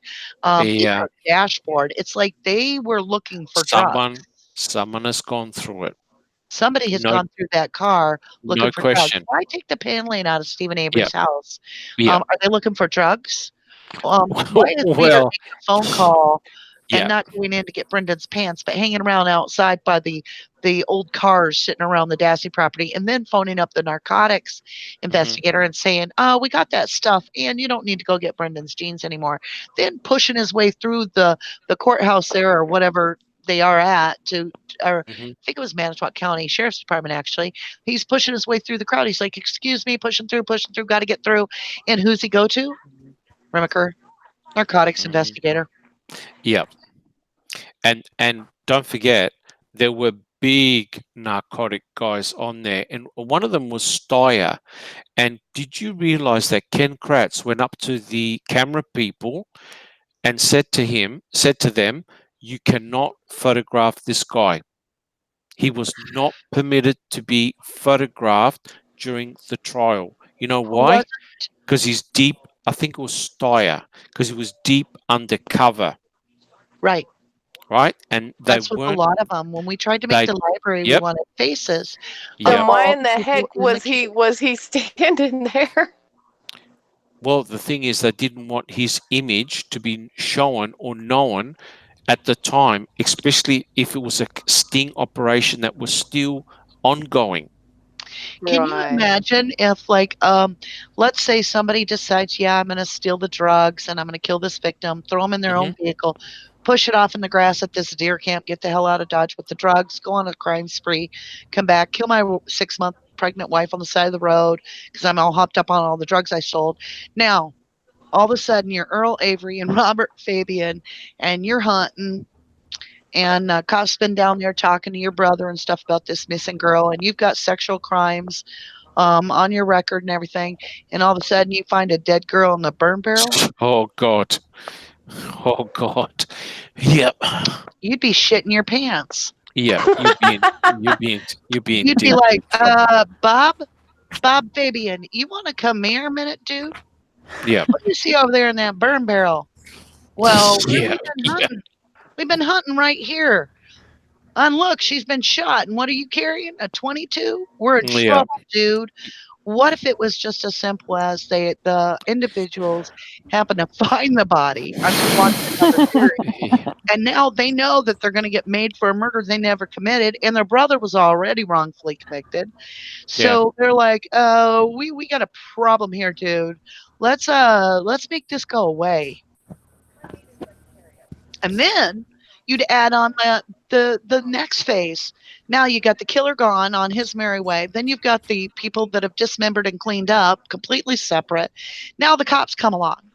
Hmm. And you got to remember the guy that's, found the rap, found the body, all this kind of stuff. He's cleaned it all up. He's thrown the rap as far away as he can. Get it over there on 147 away from our place, whatever.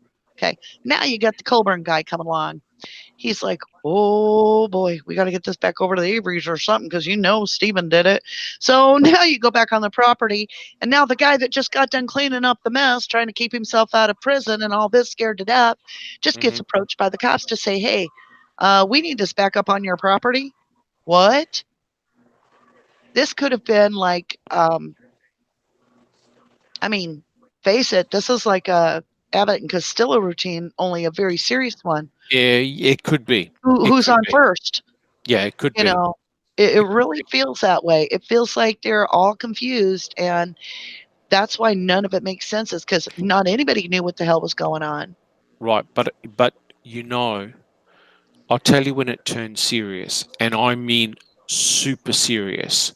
Whoever put the blood in the RAV, I'm talking about Stephen Avery's blood, that's when it turned serious, because it now squarely pointed the finger to one individual and one individual only, Yeah. Stephen Avery. Now imagine if that RAV was put on there and there was none of Stephen Avery's blood. No one would have said a thing. They would have said, well, someone put this RAV here. The moment there was forensic evidence linking the RAV to Stephen Avery, gone. Yep. Gone. And so whoever you are, you know who you are. Hmm. You better save your ass now. Hmm. Yep. Yeah. And it's very highly possible that we're looking at several different layers of an onion. So you could have a killer. You could have a Sorry. cleanup crew that walked in on a mess and now they have been implicated unintentionally in a crime. And they're Hmm. just simply trying to cover their own ass. Yeah. Then you could have another layer where law enforcement have found the cover up mess and they're trying to get it back over at Steve Avery's Whether they think he did it or not, I'm not going to even get into. And then you've got the fourth layer, which is to ensure it all, make sure that it's Steven Avery's. We get some swab swapping and some other, swab swapping. Yep. Well, But can I initially, say, if you are involved in this case and you find that you may have been hoodwinked, now is a really good time to go cover your butt and get your stuff out while you can, because this will get worse if you don't. Yeah. Mary, We're not all the quitting. duckies are coming for you, so you better. We're not quitting. Oh, by the way, I'd also like to say today, the giant duck hit Green Bay for their festival today. So Yay, we need some Green Bay duck on there. Yeah, that's good. We'll have yeah, to the get some pictures. that giant, they call her Mama Duck. The mama She hit Green Bay today for their festival they're having this weekend. Beautiful. Jamie Hart, thanks for coming to see me. A good friend of mine I've known for a while. He says, I did look into drug activity in Manitowoc, and in 2010, there were reports of Asian gang and drug activity there. It had to be active in 2005 as well. Yeah. Deborah says, if it was over drugs or something, I think the real killers still would have burned her body, or else Ellie could have planted a whole lot more of her in SA trailer, not just her key. Now, Deborah, I'm going to bring this up real quick. You thought the same way I did. However, after talking to Dr. Suckman and thinking this through, we run the risk. I don't care who you are. You could be the president of the United States. When you touch a body or you start moving a body, no matter how good you think you are, you have a risk of putting your own DNA in that circumstance. And if you have a whole body, you run your risk of really getting caught transporting logistically the body. So if her body was in the back of the vehicle, or if it was somewhere at deer camp, whatever, and we're going to plant the body on Stephen's property, we have a very high risk of putting naming ourselves, telling on ourselves through our DNA. So the safest method, regardless of this case or any case, the safest method for a planter is bones, because the bones can be in a container that prevents you from your DNA getting on them. You can give them a little toss from the container out into some place, and you've done the same thing as put the body there. You've implicated the individual. So I'm not teaching anybody how to plant. I'm just explaining how logically that would work. So that's something that even, I asked when I was a kid, when my dad, he was overseas and he would bring back bodies from the war. He would fly them back. And I said, the whole body? Why wouldn't they cremate them? They could have took a whole bunch of bodies at once by cremating them, taking 500 on one plane trip instead of 2. And my dad explained that it was out of respect for the family that they would take the bodies back. Otherwise, heck yeah, it would have been a lot more ergonomical to have all. Yes, they would just bring back the ashes with the dog And of tags, course, what do we notice is consistent here? Burning, which means sterilization of material, and any person, any suspect who touched the electronics, who touched the body, is gone. All evidence of them doing anything nefarious is gone. You do it by incineration, and that's exactly what it was done. Well, we're about to close off this, but we do have Puddle Chat going on over in Discord following this, which is a live group chat. You can have your voice in chat if you like, as well as if you just want to type, you can do that. But if you are on the channel, we do ask that you say hello. You don't need to jump into the conversation, but we ask you say hello to us so that we get to at least hear your voice. And then I want to leave the night with saying something on my own personal view on this case that I've learned from Cuss Road. In my own personal view, whether or not that is a kill spot or not, whatever the situation is down on Cuss Road, for some reason, I've come to, I think it's because, I don't even know why, I just feel law enforcement, after viewing everything that we've gone over this past couple weeks on Cuss Road, I don't feel law enforcement had anything to do with her death, where their hands were involved in it. I agree. I I agree. really am starting to feel very strongly that what happened on Cuss Road was one individual versus this victim. Possibly two, but one or two. And what gets me the most is that this whole thing seems like they knew from watching the news that Steven Avery had one day before Tom Kasurik actually was depositioned. This is the second from the top on the list of the Manitowoc cops. The timing is perfect. The timing is perfect. That's why I find it hard to believe law enforcement didn't have something to do with it if she is killed or whatever. Well, they're not going to wait till the 7th and then hide a body that they put there. More than one person played a part in all of this. But they had to Yeah. contract somebody at a minimum, because this didn't just coincidentally happen with that perfect timing. No, but I do feel like somebody thought that that'd be a good way to hide that they killed this victim. I think they took advantage of the situation to assure it played back on Steven and that they didn't get caught. Well, at the end of the day, it's a ruse. It's basically setting up a false crime scene. And remember, all they had to do is put 6 drops of blood in that RAV and walk away.